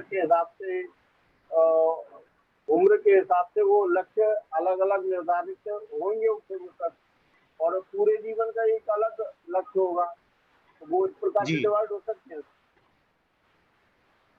जी बिल्कुल। जीवन के लक्ष्य, जैसे आज हम लोग मान लीजिए 30 इयर्स की एज किसी की है, तो वो आने वाले समय में मान लीजिए कि इस साल में क्या करने वाला है, तो उसका वो शॉर्ट टर्म गोल हो सकता है। अगले 5 वर्ष में वो अपने आप को क्या बनते हुए देखना चाहता है। मान लीजिए कोई किसी पोस्ट पर है, तो वो 5 साल में किस पोस्ट को प्राप्त करना चाहता है। या कोई विद्यालय का ऑनर है जो विद्यालय चलाते हैं, तो वो अगले 5 साल में अपने विद्यालय को किस रूप में देखना चाहते हैं, वहां पर क्या सुविधाएं और बढ़ाना चाहते हैं, वहां पर और क्या गुण कौशल वो दे सकते हैं बच्चों को, और किस प्रकार के टीचर्स को वो अपॉइंट कर सकते हैं, या वो और विद्यालय की शाखाएं खोलना चाहते हैं अगले 5 साल में और क्षेत्रों में। तो ये उनके ये मिड टर्म गोल हो सकते हैं। और लॉन्ग टर्म गोल्स में हो सकता है कि वो विद्यालय ऑनर की बात करें तो वो इस तरीके से लेके जाएं कि हम अपनी ब्रांचेस अगले 10 साल 15 साल में पूरे वो इंडिया में बढ़ा सकते हैं, या आगे इंटरनेशनल जा सकते हैं। या हो सकता है कि हम ऐसे कुछ और कोर्सेज लेकर आए अपने स्कूल में जो कि यहाँ आसपास या हमारे इंडिया में चल ही नहीं रहे, हम उनको अपने यहाँ समाहित करें। और जीवन, अगर हम बात करें अपने पर्सनल लाइफ की, तो हमने जो गोल लिया, इस महीने का गोल हमें लेकर जाएगा कि हमें जो अब आने वाले 1 साल 5 साल 10 साल के जो भी गोल्स हैं, उनसे सीधा संबंधित होंगे वो आज और इस महीने, 2 महीने, 5 महीने के गोल, क्योंकि हमने उन छोटे छोटे रूपों में उन्हें तोड़ा है। मान लीजिए मैं एक एग्जांपल लेता हूं कि 1 साल बाद मैं ये एक डिग्री प्राप्त करने वाला हूं। आज से लेके 1 अप्रैल से और 31 मार्च के बीच मेरा एक सेशन चल रहा है जिसमें एक डिग्री प्राप्त करूंगा। तो मेरा एक ये गोल हो गया इस साल का, लेकिन वो डिग्री प्राप्त करने के लिए मैं उसको छोटे छोटे रूप में तोड़ने वाला हूँ। मेरे को कितने एग्जाम देने होंगे? मेरे 4 एग्जाम्स होंगे। मान लीजिए हर 3 महीने में एक एग्जाम होगा, तो मैं 4 इसको 4 प्रकार से विभाजित कर रहा हूँ। पहला एग्जाम, दूसरा, तीसरा और चौथा। तो अब ये पहला जो एग्जाम है, यानी कि पहले 3 महीने में मुझे कितने बुक्स और कितने चैप्टर्स कंप्लीट करने हैं, फिर अगले 3 महीने और अगले 3 महीने और अगले 3 महीने। तो अब मैं बाकी को छोड़ के पहले 3 महीने की बुक्स और चैप्टर पे फोकस करूंगा। अब मैं और भी छोटे रूप में उसको तोड़ता हूँ कि ये जो 90 डेज हैं, इन 90 डेज में मान लीजिए मेरे को सारी बुक्स और चैप्टर्स मिला के 120 चैप्टर्स पूरे करने हैं। इसका मतलब मेरे को पर डे 1 या 2 चैप्टर, कम से कम 2 चैप्टर पूरे करने पड़ेंगे ताकि मैं रिवाइज भी कर सकूं। तो आज का मेरा लक्ष्य निर्धारित हो गया कि आज मुझे कम से कम 2 चैप्टर पूरे करने हैं। तो ये 1 साल का गोल आज के गोल में परिवर्तित हो गया। मैं आज अगर 2 चैप्टर करता जाऊं तो हर एग्जाम तक पहुंचते पहुंचते मेरा कोर्स भी कंप्लीट होगा, मैंने रिवाइज भी कर लिया होगा, और मैं पहला एग्जाम कंप्लीट करूंगा, फिर हाफ ईयरली वाला भी करूंगा, फिर थर्ड भी, और फिर फोर्थ भी, वो मेरे को डिग्री मिल गई। तो ये मेरा एक लक्ष्य पूरा हो गया। अब ये डिग्री के बाद मैं अगली क्या डिग्री लेना चाहता हूँ या मैं जॉब प्राप्त करना चाहता हूँ, उसके लिए मैं क्या लक्ष्य बना रहा हूँ, और उसको भी ऐसे छोटे छोटे रूप में हमें तोड़ते हुए लाना है रूप में। और अभी हम 2 चैप्टर आज करने वाले हैं 24 घंटे के अंदर। तो मैं उसको देखूंगा कंटेंट को कि कौन सा चैप्टर बड़ा है, कौन सा छोटा, उस चैप्टर में कितना समय लगाने वाला हूँ। तो हो सकता है एक चैप्टर को 4 घंटे चाहिए, हो सकता है एक चैप्टर को 2 ही घंटे चाहिए। तो ये 6 घंटे की पढ़ाई मैं आज करने वाला हूँ, और इस 6 आवर्स की पढ़ाई में मेरे 2 चैप्टर पूरे। तो ये आज के 6 घंटे मैंने अगर कंट्रोल कर लिए तो मेरा पूरा साल बढ़िया गुजरने वाला, बढ़िया मार्क्स आने वाले और डिग्री मिलने वाली है। तो मैं पूरे साल पे फोकस ना करते हुए अब आज के दिन के 6 घंटे पे फोकस करूंगा सिर्फ, कि ये 6 घंटे पढ़ाई के हैं, मैं पढ़ने वाला हूँ। तो इस तरीके से तो पढ़ाई का लक्ष्य हो गया। अगला मैं लक्ष्य निर्धारित करता हूँ कि मैं आज के दिन में और क्या करने वाला हूँ। हो सकता है मैं सुबह योगा करूंगा उठकर 1 घंटे, आधा घंटे, उसके बाद वॉक करने जाता हूँ, फिर मैं आज के कार्य करूंगा, फिर मैं उसके बाद पढ़ाई करूंगा, उसके बाद फिर मैं हो सकता है जिम जाता हूँ, हो सकता है मैं और अच्छी बुक्स पढ़ता हूँ, हो सकता है मैं अपने मित्रों से मिलने जाता हूँ। तो अगर हम वो दिन का हर घंटा, हर मिनट डिसाइड करके रखेंगे और उस समय जो करना है वो करते रहेंगे, तो दिन बहुत सुंदर तरीके से गुजरेगा और हमारे सारे लक्ष्य भी पूरे होंगे। और आने वाले समय में 1 साल, 2 साल, 3 साल, 5 साल, 10 साल बाद जो हमने अपने लिए गोल डिसाइड किए हैं वो हम प्राप्त भी जरूर करेंगे। अगर कोई यात्रा करने के लिए हम बोलते हैं 5 साल की आपको यात्रा करनी है, आप एक ए पॉइंट से बी पॉइंट तक जाएंगे, और वो 5 साल आपको लगातार चलते ही रहना है, तभी आप पहुंचोगे उस जगह। कोई भी बहुत दूरी हो सकती है कि हमें चलते रहना है, लेकिन हमारे को करना क्या है, वो 5 साल चलते रहने के लिए हमें हर दिन ना 5 किलोमीटर चलना ही पड़ेगा, हर हाल में। अगर हमें वो 60 मंथ्स के अंदर वो टारगेट पूरा करना है। मैंने जैसे 5 साल बोला, आप सोचोगे 5 साल, लेकिन मैं जैसे ही बोलता हूँ ना 60 मंथ्स, आपको लगेगा बस 60 मंथ्स ही होते हैं 5 साल में। सोच के देखिएगा, अभी हमने जो बोला, क्या ऐसा आपको महसूस हुआ?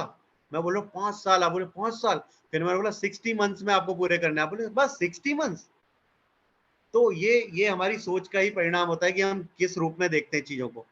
60 मंथ कुछ नहीं होते, ऐसे निकल जाते हैं, कुछ भी नहीं होते, है ना। तो 60 मंथ्स को अगर हम 60 मंथ्स तक पर डे 5 किलोमीटर चलना ही है बस। और आज से हम चलना शुरू कर दें, हर दिन 5 किलोमीटर चलेंगे, फिर आराम करेंगे, सोएंगे, खाएंगे, पिएंगे, और हर दिन 5 किलोमीटर चलेंगे, सोएंगे, खाएंगे, पिएंगे, आराम करेंगे। तो ये निश्चित है कि आज से जब 60वां महीना पूरा होगा तो हम अपने ए पॉइंट से बी पॉइंट पर पहुंच जाएंगे निश्चित। तो ये एक उदाहरण दे रहे हैं हम कि अगर हमें अपने लक्ष्यों को प्राप्त करना है तो हमें चलते रहना है लगातार, और हमने जो निर्धारित किया है आज के लिए वो आज पूरा होना आवश्यक है। कभी भी ये प्रयास नहीं करना कि आज नहीं करते, चलो कल ना दोनों दिन का मिला के करेंगे। ये सबसे बड़ा मिथक है हमारे जीवन का, वो कभी भी नहीं हो पाता।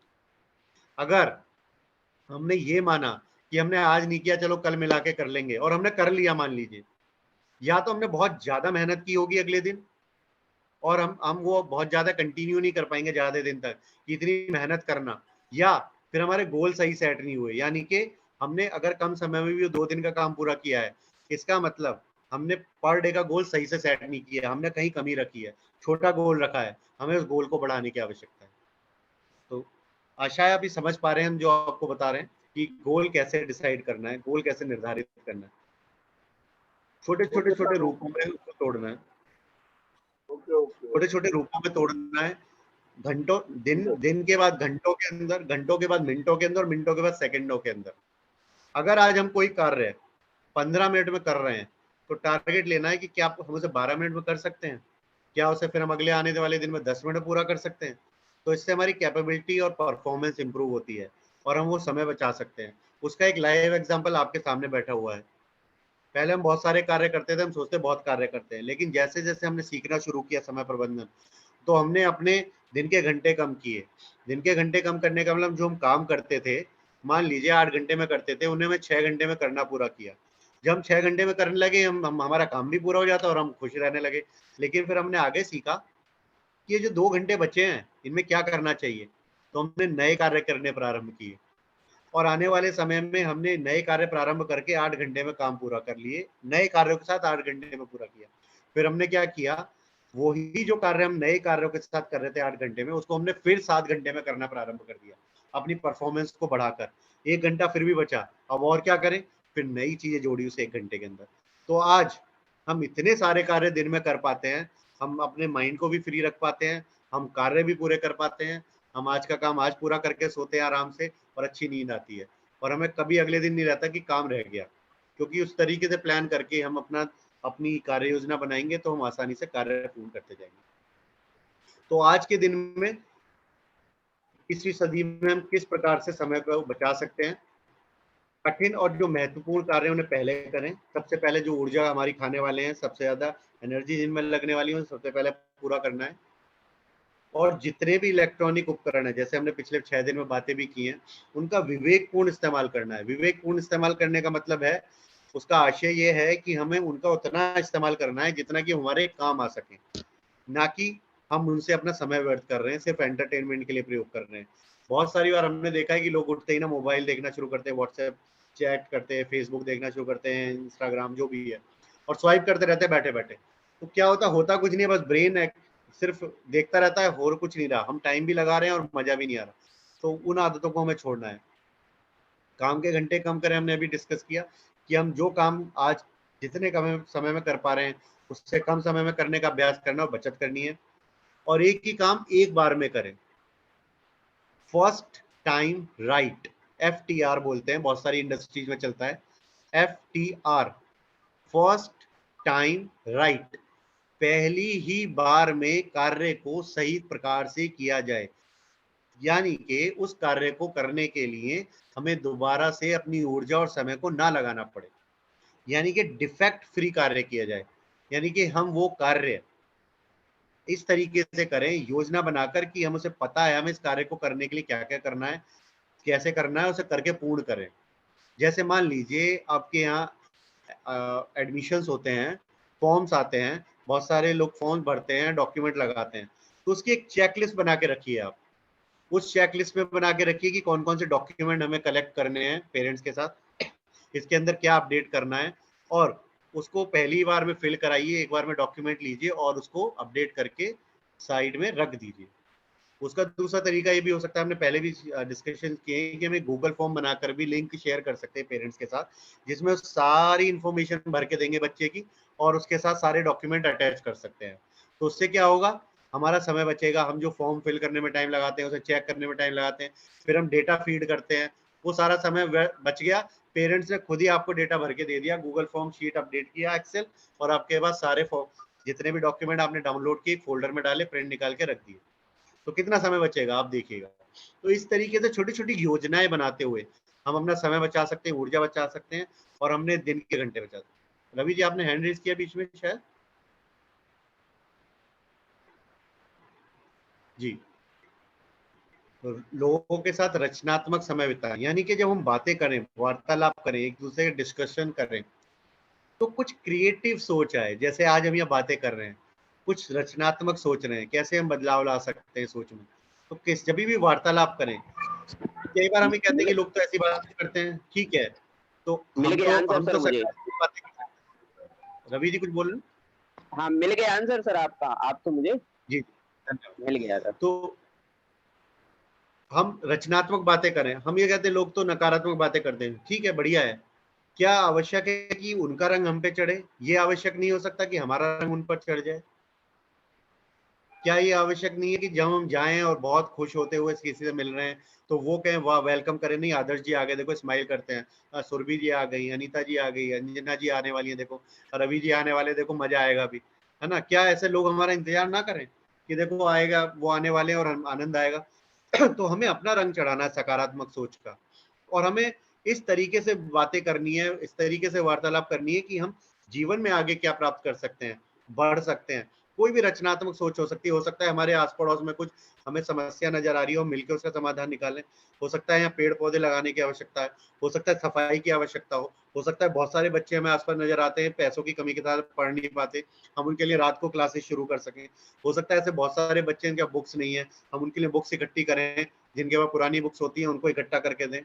हमारे आसपास बहुत सारे स्कूल चलते हैं, वो क्या करते हैं कि जिसके पास भी पुरानी बुक है उनको डोनेट कर दो, उनके माध्यम से बच्चों को पढ़ाते हैं, तो खर्चा भी कुछ नहीं हुआ, और कुछ लोग वॉलंटियर होते हैं, वो पढ़ाते हैं शाम को आकर।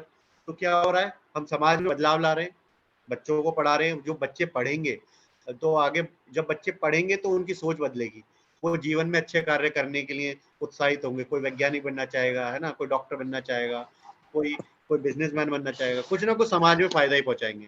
सोच छोटी सी है, कार्य 15 मिनट का ही है, लेकिन कितना बड़ा अंतर है। तो ऐसी रचनात्मक सोच कार्य हम कर सकते हैं। बहुत सारे लोगों ने एक्टिविटी की थी कि हम वेस्ट पड़ा हुआ था, उन्होंने उससे ही आसपास सुंदर वो बनाना शुरू कर दिया। टायर पड़े थे, उनको तोड़ के बनाया, उसको कलर कर दिए, बहुत सारे नीले पीले कहाँ चलो गए छोटू, कहाँ चलो गए? सारा आसपास का एरिया, पेड़ पौधे लगाए, उनका ध्यान रखना, ऐसे बहुत सारे हम बातें कर सकते हैं, सीख सकते हैं। इच्छा शक्ति को मजबूत करने के लिए चुनौतियों को स्वीकार करें। जैसे हमने अभी बात की थोड़ी देर पहले कि ऋषिकेश में हम गए और आपको कूदना है, तो वो चुनौती एकदम आई तो बस हाथ ही तो उठाना था, यहाँ तो जा नहीं रहे थे, तब भी हमने हाथ ही उठाया। तो सबसे पहले हाथ उठाना है कि हाँ हमें करना है। कैसे करना है वो सीख लेंगे, उसमें क्या है। जब तक हम आगे बढ़कर सीखेंगे नहीं, देखिए दिन प्रतिदिन शिक्षक होने के नाते हम इन्हीं चीजों से रूबरू होते हैं कि बच्चे नई चीजें सीखना नहीं चाह रहे, बच्चे नई चीजों को ग्रैब नहीं करना चाह रहे, यानी कि उनसे भागते हैं। क्या ये दर्पण नहीं है, क्या ये आईना नहीं है कि हम तो खुद भी नहीं चाहते ना नई चीजें सीखना, हम खुद भी तो डरते हैं। जब हम आगे बढ़ के अप्रोच नहीं कर सकते तो हम बच्चों से कैसे एक्सपेक्ट कर सकते हैं, है ना? क्योंकि हम तो जीवन के बहुत सारे रास्तों से निकलते हैं, हमें तो पता है करने से सफलता प्राप्त होती है। बच्चों को हमें सिखाना पड़ेगा करने से सफलता प्राप्त होती है। आपको भागीदारी करनी पड़ेगी, आपको पार्टिसिपेशन करना होगा। जो बहुत सारी एक्टिविटी हमें स्कूल्स में कराते हैं कि रेस करा रहे हैं, स्पोर्ट्स करा रहे हैं, कंपटीशन करा रहे हैं, किस लिए कराते हैं? इसलिए कराते हैं ना कि वो भागीदारी करके करना सीखें। भागीदारी एक बार करेंगे, पहली बार शायद सफल ना हो, लेकिन अगली बार उसे लगे बेहतर कर सकता हूँ। तो ये सारे कार्य हम इसीलिए करते हैं। तो हमें आगे बढ़ के तैयार रहना है किसी भी चुनौती के लिए। बस ध्यान यही रखना है कि हमारा कोई नुकसान ना हो शरीर को, है ना? तो इस बाकी कोई भी कार्य कीजिए उसमें कभी भी कोई नुकसान नहीं होता। समय बचाने वाली चीजों को स्वीकार करना है, सीखते रहना है, आगे बढ़ते रहना है। और सबसे सुंदर बात, चलिए हम शेयर भी कर लेते हैं आपके साथ स्क्रीन। आशा करते हैं आप सभी को आनंद आ रहा होगा। अगर कभी भी बोर्ड लगे तो बताइएगा, हम कुछ विनोद भी कर लेंगे बीच बीच। किसी भी कार्य को करने से पहले सोचना है कि क्या वह मुझे बेहतर बनाने में मदद करेगा। सबसे आवश्यक है, सब आवश्यक है। चेक पॉइंट रखना जब भी हम कोई कार्य कर रहे हैं, तो हमें सोचना है कि क्या मैं इससे बेहतर बनूंगा, आज जो मैं कल था क्या मैं आज से बेहतर बनूंगा। कोई एक पुस्तक लेकर आए, चेक पॉइंट लगाना है कि इस पुस्तक को पढ़ने से मेरा कोई विकास होने वाला है। एक कोई नॉवल ले आया मजे के लिए, उसको पढ़ने में टाइम लगा रहा है, और एक व्यक्ति लाता है जो मोटिवेशनल बुक लेकर आया है या कोई ऐसा बुक लेके आया जिससे उसका स्किल एनहेंसमेंट हो, कौन सा बेहतर होगा? जो उपन्यास लेकर आया आनंद के लिए, या जो लेकर आया बुक जिससे उसका स्किल एनहेंसमेंट हुआ? उसने चेक पॉइंट रखा, मैं ऐसी पुस्तक पढ़ूंगा जिससे मेरा मानसिक विकास हो, मेरा ज्ञानवर्धन हो, या मैं कोई भी ऐसा कार्य करने वाला हूँ दिन में जिससे मेरा स्किल एनहेंसमेंट हो, जिससे मैं कल से बेहतर बनूं। जैसे ये हम लोग वेबिनार करते हैं, आपस में चर्चा करते हैं, तो हम दिन प्रतिदिन कल से बेहतर होते हैं। नियत कार्य करने के बाद हमारी सोच में बदलाव आता है, हम कल से बेहतर हो रहे हैं। तो ऐसे जो भी कार्य हम कर रहे हैं उसका स्वागत करना चाहिए जीवन में अपने, कि हम कल से बेहतर हो रहे हैं, हम अवश्य करेंगे ऐसे कार्य। लेकिन कोई भी ऐसा कार्य है जिससे हमें कोई फायदा नहीं हो रहा, हमें उसे अपनी लिस्ट से हटा देना चाहिए। उसके सामने ना बहुत बड़ा क्रॉस लगा देना चाहिए, बहुत बड़ा क्रॉस, उससे याद रहता है। एक बहुत सुंदर बात आपको बताना चाहेंगे कि हम जब छोटे थे, बहुत छोटी क्लास में पढ़ते थे, इंग्लिश सिखाते थे हमारे सर, तो बहुत सारी बार ये बच्चे मिस्टेक करते हैं। डिड एक्चुअली पास्ट है ना, डिड पास्ट का पास्ट फॉर्म है डिड। तो हमें एक बेसिक चीज सिखाई गई कि अगर पास्ट फॉर्म आ गई है तो हम वर्ब की ना सेकंड फॉर्म लगाएंगे। ये बहुत बेसिक सिद्धांत सिखाया गया है, लेकिन एक्सेप्शन है डिड है एक्सेप्शन। अगर डिड लग गया तो वर्ब की फर्स्ट फॉर्म लगेगी। और हम ये ना गलती रोज करते थे, वो डिड बोलते थे, हम सेकंड फॉर्म लगा के लीजिए सर, वो रोज कहते नहीं निकला था, सही करो। उन्होंने एक दिन क्या किया, उन्होंने उसके सामने ना इतना बड़ा क्रॉस लगाया उस पर, और उन्होंने पेज पे बड़ा बड़ा लिखा, डिड के साथ वर्ब की फर्स्ट फॉर्म आती है, इतना बड़ा बड़ा लिखा, और हमारे दिमाग में छप गया, आज तक याद है ये इंसिडेंट, आज तक याद है हमें। और हम डिड के साथ वर्ब की फर्स्ट फॉर्म लगाना उसके बाद कभी नहीं भूले, वो छप गया। तो जब भी हमें कुछ ऐसा करना है कि हमें याद रहे, है ना, तो जीवन में कुछ भी हटाना है तो उसके साथ बहुत बड़ा क्रॉस लगाइए, बहुत बड़ा, है ना। और जो भी करना है उसके सामने बड़ी स्माइली या बड़ा टिक लगाइए, या उसके साथ कोई ऐसा पॉइंट जोड़ दीजिए। जैसे हमने पहले बात की, संकल्प सूत्र बांधते हैं, या आप चुटकी बजा सकते हो, कुछ भी कर सकते हो अपने साथ, अपने आप को प्रेरित करने के लिए, याद दिलाने के लिए, अच्छा ये काम करना है, चुटकी बजाया याद आ गया। तो इस तरीके से अगर हम अपने जीवन को आगे बढ़ाना चाहते हैं तो हमें ये चेक पॉइंट रखना है कि किसी भी कार्य को करने से पहले सोचना है कि क्या यह मुझे बेहतर बनाने में मदद करेगा। ठीक है, अब अगले पॉइंट पर आते हैं।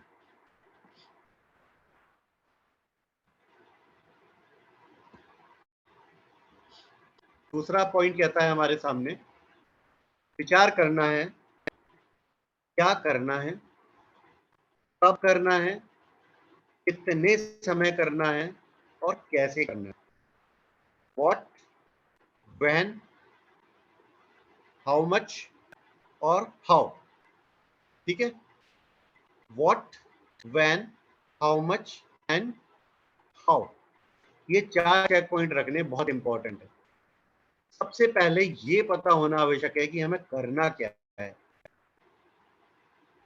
करना क्या है, ये सबसे इंपॉर्टेंट है। अगर हमें ये नहीं पता दिन में करना क्या है तो हम वो सेकंड्स व्यर्थ करने वाले हैं, ध्यान रखिएगा। कई बार हमें अपने जो रोल्स जिम्मेदारियां मिली है, बहुत सारे लोगों को ये नहीं पता होता कि उन्हें करना क्या है उस जिम्मेदारी में।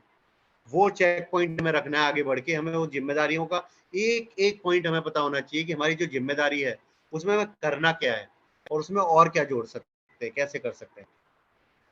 अब हमें पता पड़ गया कि हमें क्या करना है, कब करना है, वो हमें पता होना चाहिए। आज क्या करना है, कल क्या करना है, परसों क्या करना है, इस वीक में क्या करना है, अगले हफ्ते में क्या करना है, और अगले महीने में क्या करना है, अगले साल में क्या करना है, हमें पता होना चाहिए। चेक पॉइंट्स होने चाहिए। कैसे होगा वो भी आप अभी डिस्कस करने वाले हैं हम यहाँ पर। कितने समय करना है, वो जो कार्य हमने निश्चित है ना, मान लीजिए हमने 1 to 12, 1 to 15 आज की लिस्ट में है। आज के दिन में तो हमें पता पड़ गया क्या करना है, पहला कब करना है, आज करना है, और कितने समय तक करना है। यानी कि पहला कार्य हमें कब से कब तक पूर्ण करना है, यानी कि 8:08:15 तक पूरा करना है, या 8:08:30 तक पूरा कर लेना है। दूसरा 8:30 से 8:45, 8:50, 8:55, 9 बजे तक पूरा करना है।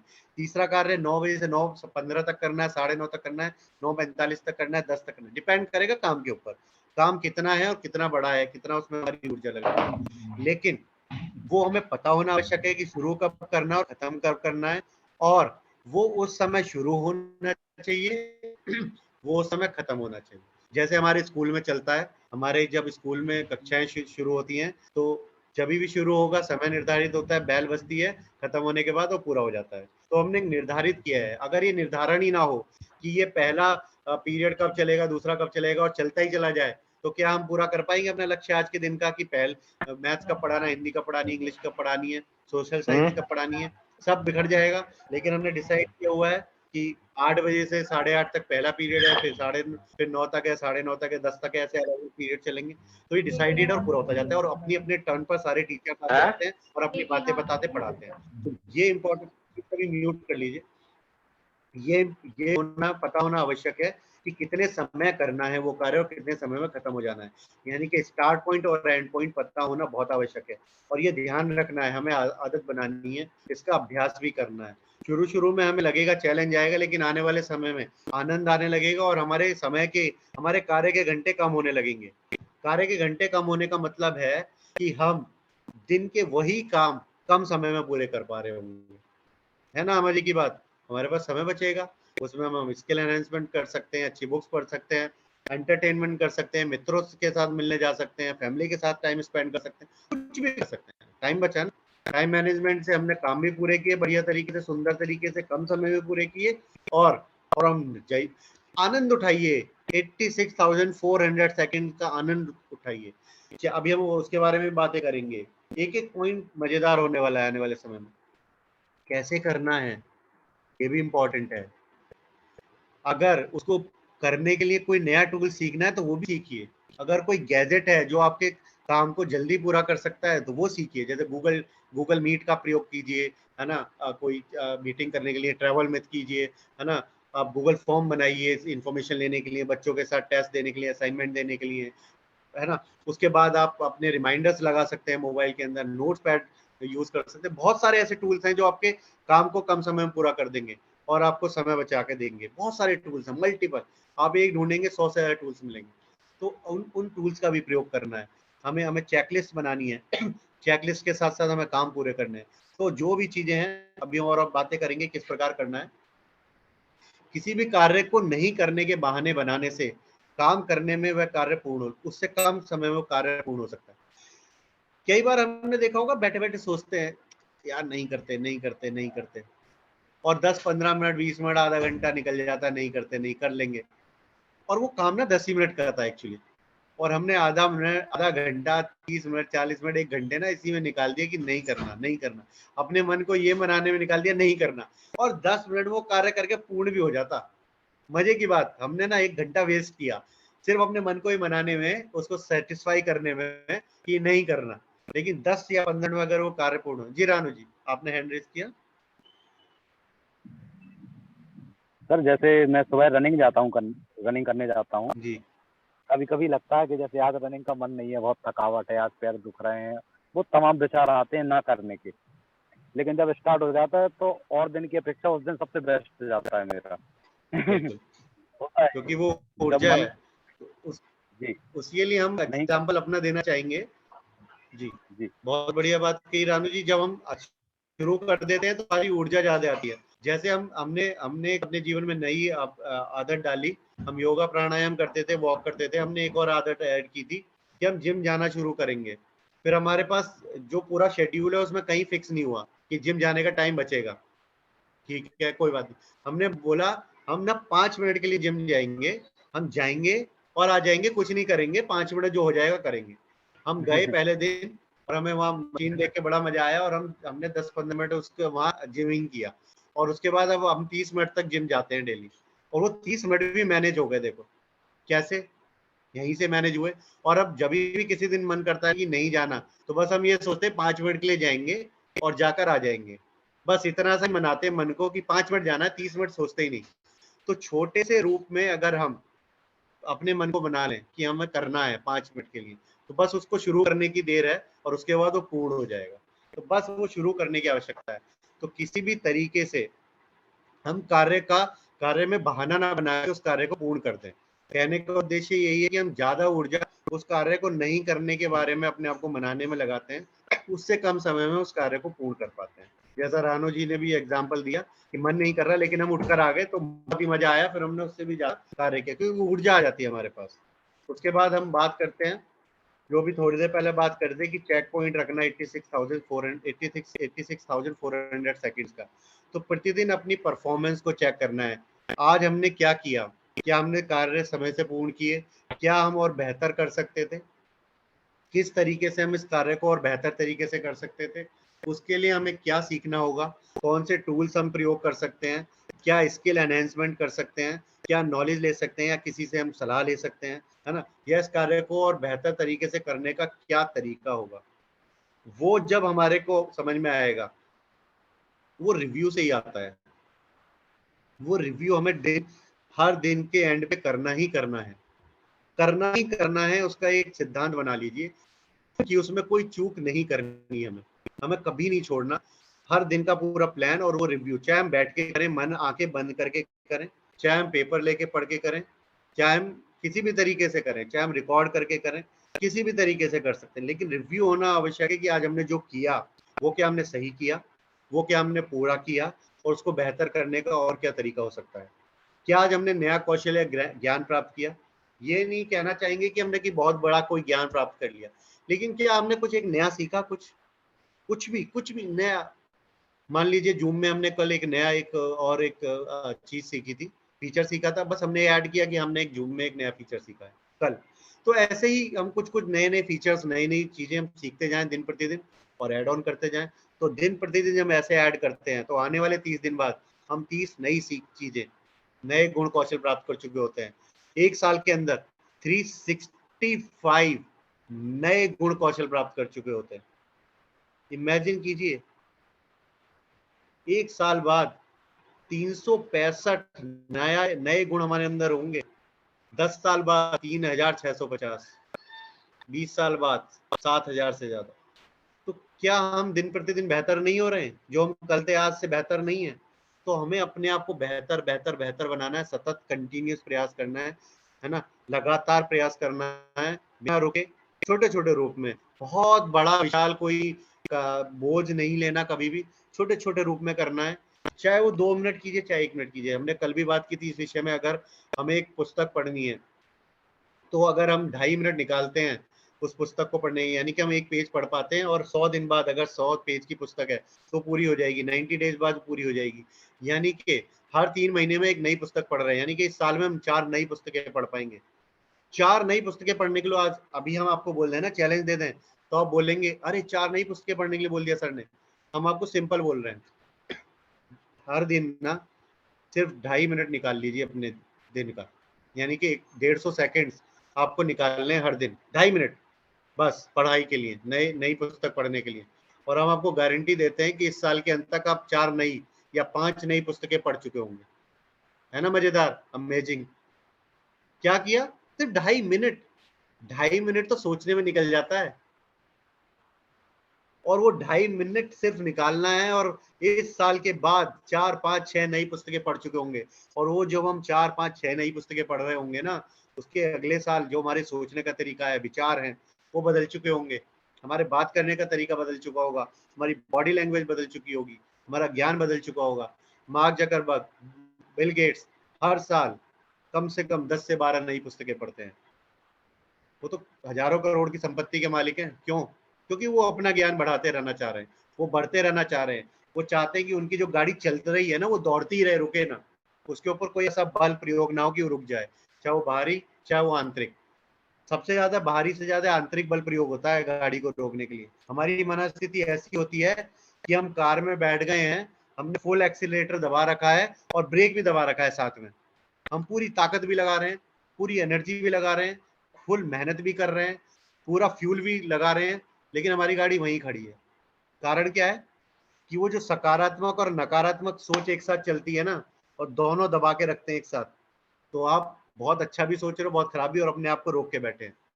तो नकारात्मक के ऊपर से पैर हटा दीजिए, यानी कि ब्रेक के ऊपर पैर हटा दीजिए, सकारात्मक सोच के ऊपर पैर रख दीजिए और दौड़ पड़िए। मत पीछे मुड़ के देखिए। गाड़ी चलानी है तो एक्सीलेटर ही दबाना होगा, ब्रेक दबाने से कभी गाड़ी आगे नहीं बढ़ेगी। ये विज्ञान का नियम है, साइंस का नियम है, मैं नहीं बता रहा, विज्ञान कहता है। कोई भी गाड़ी ब्रेक दबाने के बाद आगे नहीं बढ़ सकती, तो एक्सीलरेटर से ही आगे बढ़ेगी। तो एक्सीलरेटर है सकारात्मक सोच, समय प्रबंधन।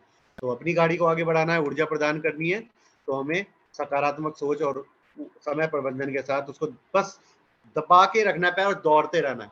और हम गारंटी दे रहे हैं, लिख कर दे सकते हैं, साइन करके दे सकते हैं किसी भी पेपर पर, कि आने वाले समय में आपकी सफलता निश्चित है।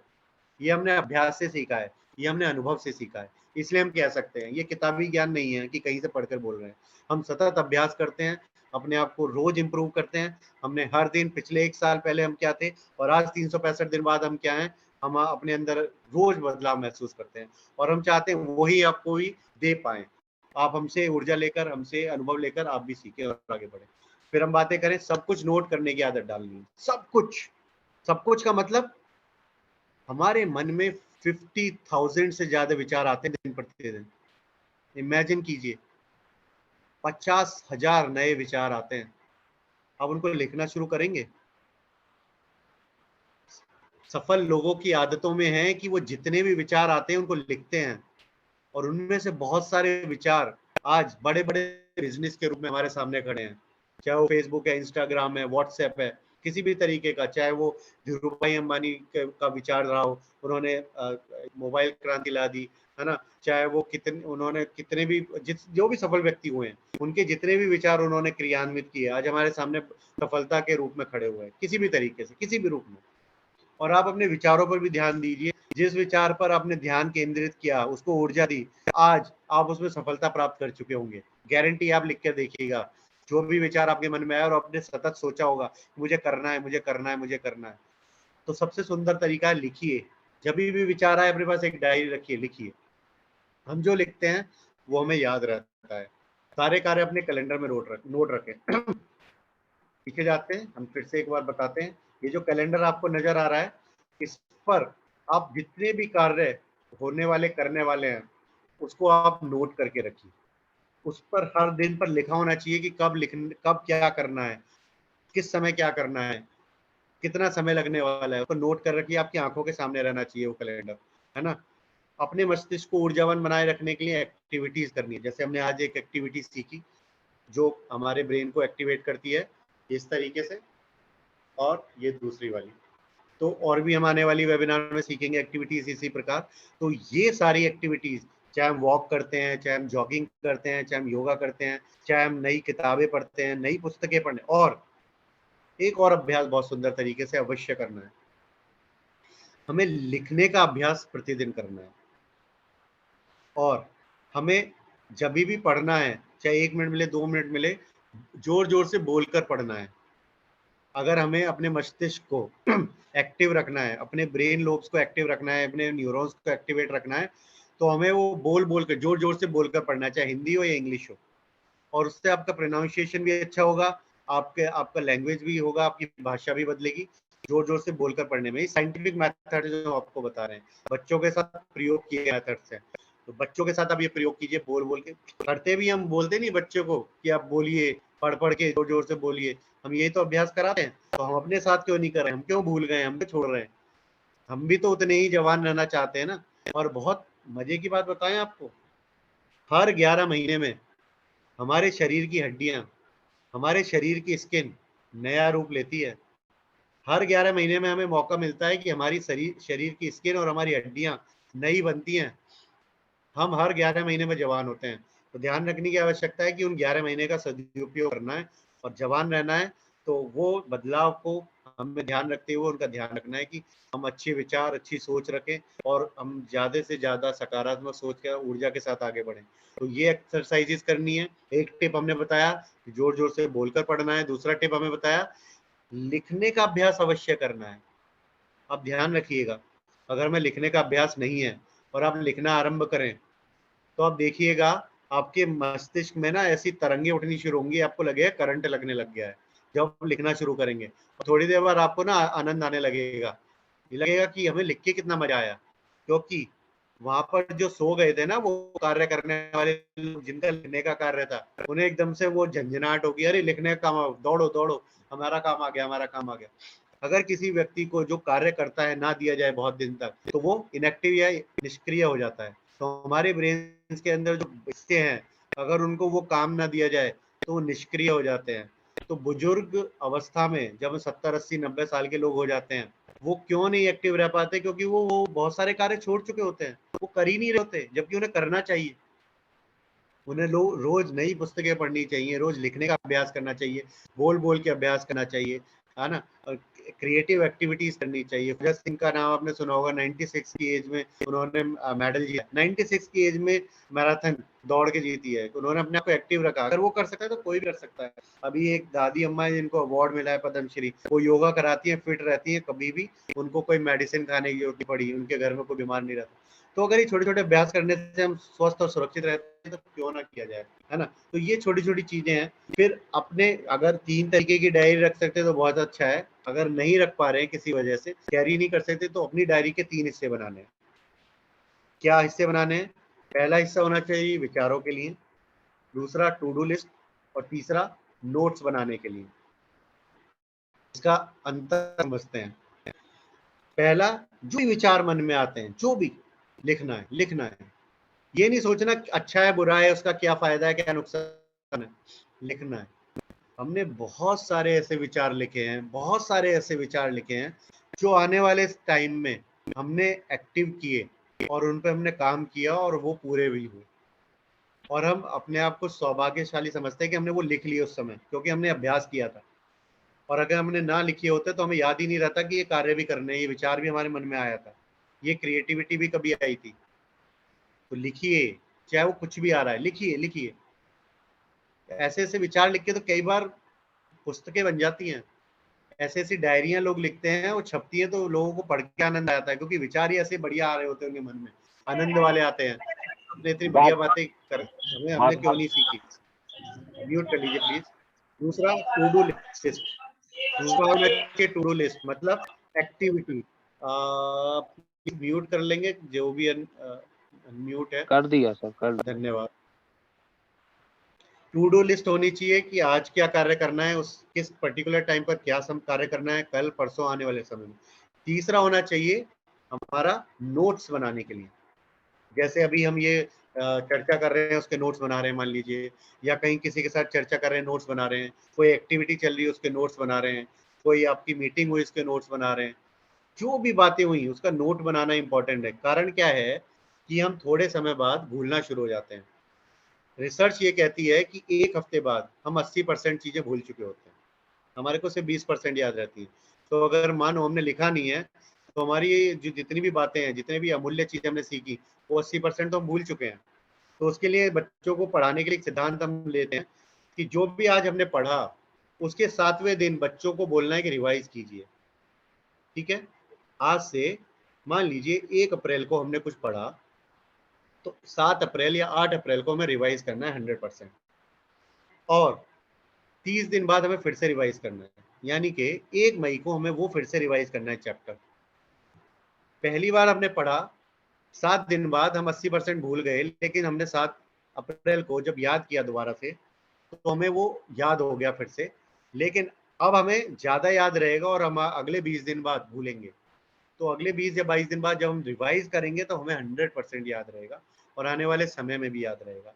और आने वाले समय में बहुत सारी एक्टिविटी सीखने और सिखाने वाले हैं, बच्चों के साथ भी करने वाले हैं, आपके साथ भी, जिसमें हम कैसे ब्रेन मैपिंग करें और कैसे ब्रेन टेक्निक्स यूज करें, कैसे मेमोरी पावर बढ़ाएं, ये आने वाले समय में हम सीखेंगे ही। तो हम बच्चों के साथ ऐसे बहुत सारी गतिविधियां करके उनकी मेमोरी पावर बढ़ा सकते हैं।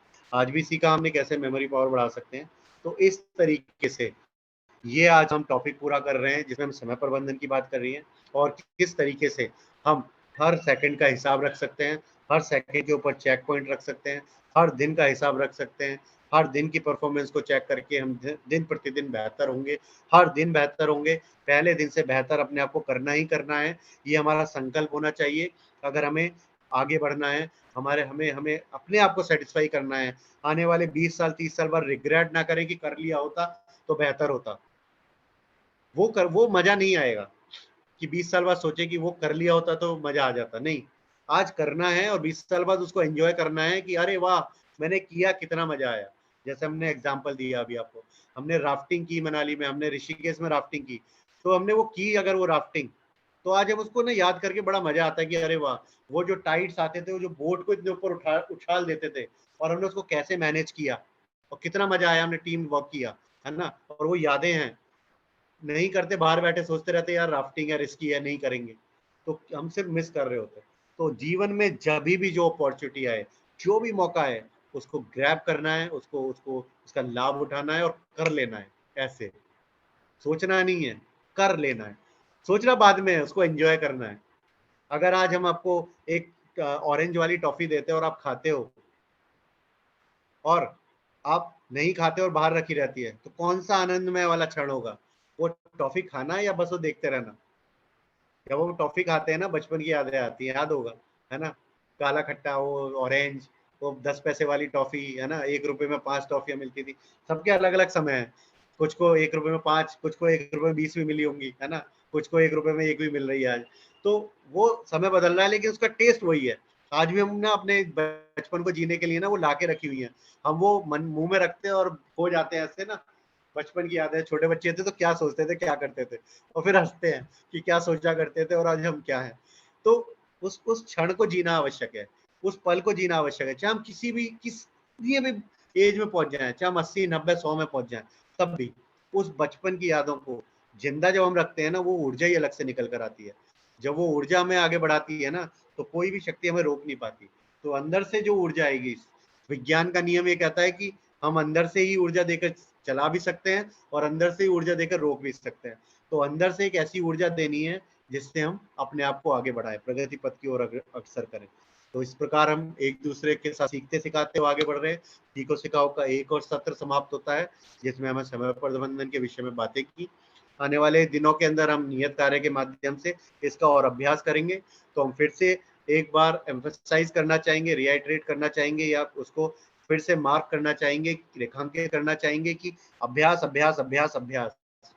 सफलता का एक ही सिद्धांत और नियम है, अभ्यास अभ्यास अभ्यास अभ्यास, और कोई सिद्धांत नहीं।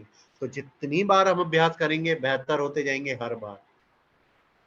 अब अपने जीवन में ऐसे बहुत सारे आपके रूप आए होंगे जब आपने अभ्यास किया, और जो कार्य हम नहीं कर सकते थे, हम बेहतरीन ढंग से, और शायद हम पूरे विद्यालय में सबसे अच्छा हम ही कर पाते हैं वो काम। ऐसे बहुत सारे होंगे आपके कार्य कि आपको याद किया जाता है वो उस कार्य के लिए।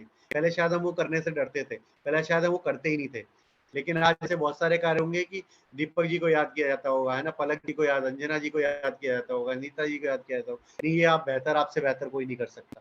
तो वो क्या हुआ? अभ्यास से ही हुआ। ठीक है, तो ये 9:30 हो चुके हैं। अगर किसी का कोई प्रश्न है तो हम बात कर सकते हैं, और फिर हम आगे मेरी भावना करते हुए सत्र का समापन करेंगे। जी, स्वागत है आप सभी का। कैसा रहा सत्र? किसी को कोई प्रश्न, कोई जिज्ञासा, कोई बात करना चाहे तो हम कर सकते हैं। आशा है हम अपनी बात रखने में सक्षम रहे आपके सामने। जी प्रमोद जी।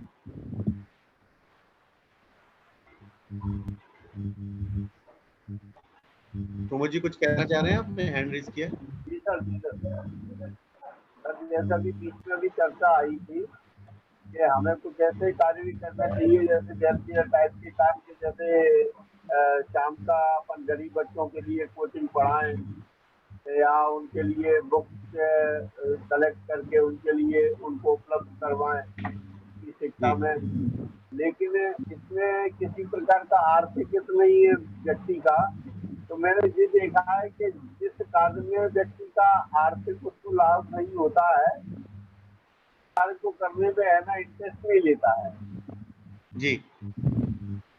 तो ये भी हमें बड़ा मतलब वेलफेयर टाइप के जो कार्य रहते हैं, तो वो आदमी करने में ज्यादा कुछ लोग ही होते हैं जिनको इस प्रकार की हॉबी होती है, तो वो इस कार्य को करते हैं। अमूमन कोई भी है ना उसको करने के लिए प्रेरित नहीं होता है, मैंने ये देखा है। जिस कार्य में आर्थिक ना हो। बिल्कुल बिल्कुल, आपने बहुत अच्छी बात कही, लेकिन हमें ना किसी के बारे में सोचना ही नहीं है, हमें सिर्फ अपने बारे में सोचना है कि मैं कैसे कंट्रीब्यूट कर सकता हूँ। एक बहुत रोटरी क्लब का आपने शायद नाम सुना होगा, रोटरी इंटरनेशनल का। एक ही व्यक्ति चलाता है, उसने पूरे वर्ल्ड में इतने सारे क्लब खोल दिए, और आज करोड़ों लोग हैं जो जुड़े हैं, और वो समाज का बदलाव कर रहे हैं। जैसे जैन शिक्षा समिति में भी जब शुरुआत हुई तो कुछ ही लोगों ने शुरू किया था, लेकिन आज एक बड़े रूप में आ गया है, और ये कितने कहाँ तक पहुंच गया। अब हम 100 से ज्यादा लोकेशंस को टच कर पा रहे हैं। पहले हम सिर्फ 1 या 2 जगह ही होते थे, लेकिन धीरे धीरे बढ़ते चले गए, और लास्ट ईयर हमने 75 लोकेशंस पर, जब हमारा कार्यक्रम हुआ था, तो 75 लोकेशन पर एक साथ कार्यक्रम चल रहा था, है ना? तो इस पर्यूषण पर्व हुआ था। पर्यूषण पर्व में 75 लोकेशंस पर मंदिर जी में मित्र, हमारे ही मित्रों द्वारा, जो हमारे जेएसएस में सभी ने वेबिनार किए हैं, उन्होंने वहाँ कार्यक्रम किए और लोग पूछ रहे थे कि कहाँ से सीख कर आए आप सारी चीजें। कोई हैंडीक्राफ्ट बनाकर ले गया था, कोई म्यूजिक कर रहा था, कोई डांस कर रहा था, कि कोई वहां पर नया ज्ञान दे रहा था, कोई नाटक करा रहा था। तो वो फिर वहां पर देखना शुरू हुआ लोगों को। तो शुरुआत ऐसे ही होती है, लेकिन जब वो बड़े रूप में आनी शुरू होती है तो लोग मिलना और साथ देना भी शुरू कर देते हैं। तो एकला चलो, अकेले चलो, मैं चला जानिब मंजिल की ओर तनाही, लेकिन लोग मिलते गए और कारवा बनता गया। तो चल पड़ना ही आवश्यक है, पीछे तो लोग जुड़ ही जाएंगे। अगर इंजन है स्ट्रॉन्ग तो डिब्बे जोड़ने में देर नहीं लगती। इंजन को स्ट्रॉन्ग होना है, यानी कि लीडरशिप स्किल हमें दिखाते हुए चलना है, चाहे अकेले चल पड़े।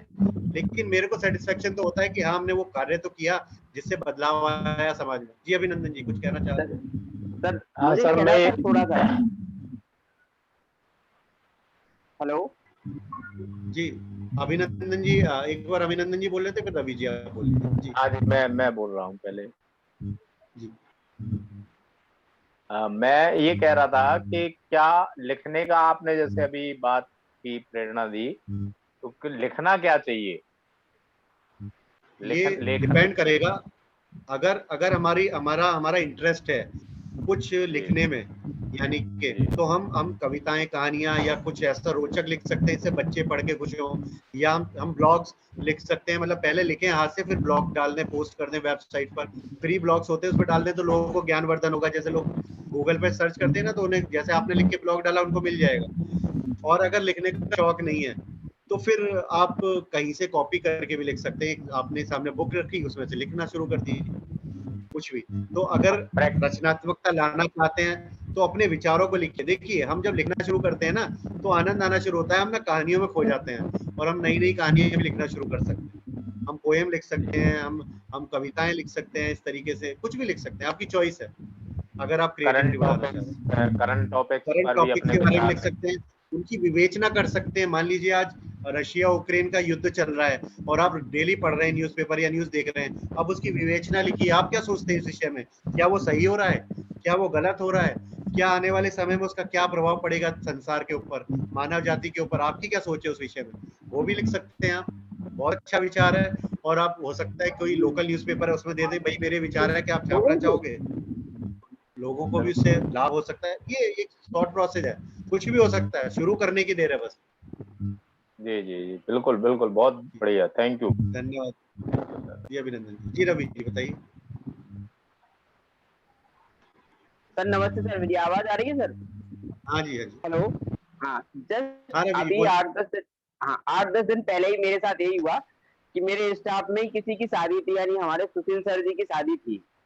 तो सभी स्टाफ ने मुझे बहुत हॉपलेस किया, अरे आपको अंडरलाइन कराएंगे और आपने पढ़ाया बच्चों को बहुत होगा, और शादी में देखेंगे आप क्या क्या कमी करोगे, मंत्र सही पढ़ना, अशुद्धियां मत करना। तो ये सब बात मैं पापा से बोलता था। हालांकि इससे पहले भी मैंने बहुत सारे विवाह करवाए। तो मैंने कि पापा इस शादी में जाऊंगा जरूर मैं, और सभी लोग मेरे पीछे थे। यहाँ तक कि मैं बारात में पहुंचा तो वहां पर एक सज्जन बोला, भैया हम आपकी अंडरलाइन करेंगे, आपने क्या किया क्या नहीं करवाया, आज अब आपकी परीक्षा है।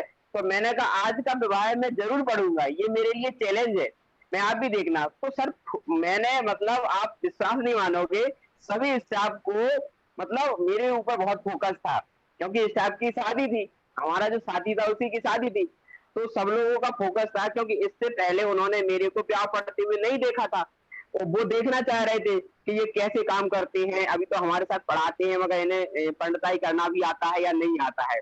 पर इससे पहले मैं कम से कम 60-70 विवाह पढ़ चुका था, हर समाज में जाता था। तो मैंने, पापा बोले यार कि अपने गांव में भी शादी है उसमें चले जाओ, इनकी वजह नहीं। मैंने कहा पापा गांव की शादी छोड़ दूंगा, मगर सर की शादी में जरूर जाऊंगा मैं, क्योंकि वहां पर मुझे सभी स्टाफ ने चैलेंज दिया है। और यहाँ तक बोल दिया था कि ऐसा ना हो रवि जी आप मना कर दो एंड टाइम पे, शादी में ही बारात में नहीं जाओ।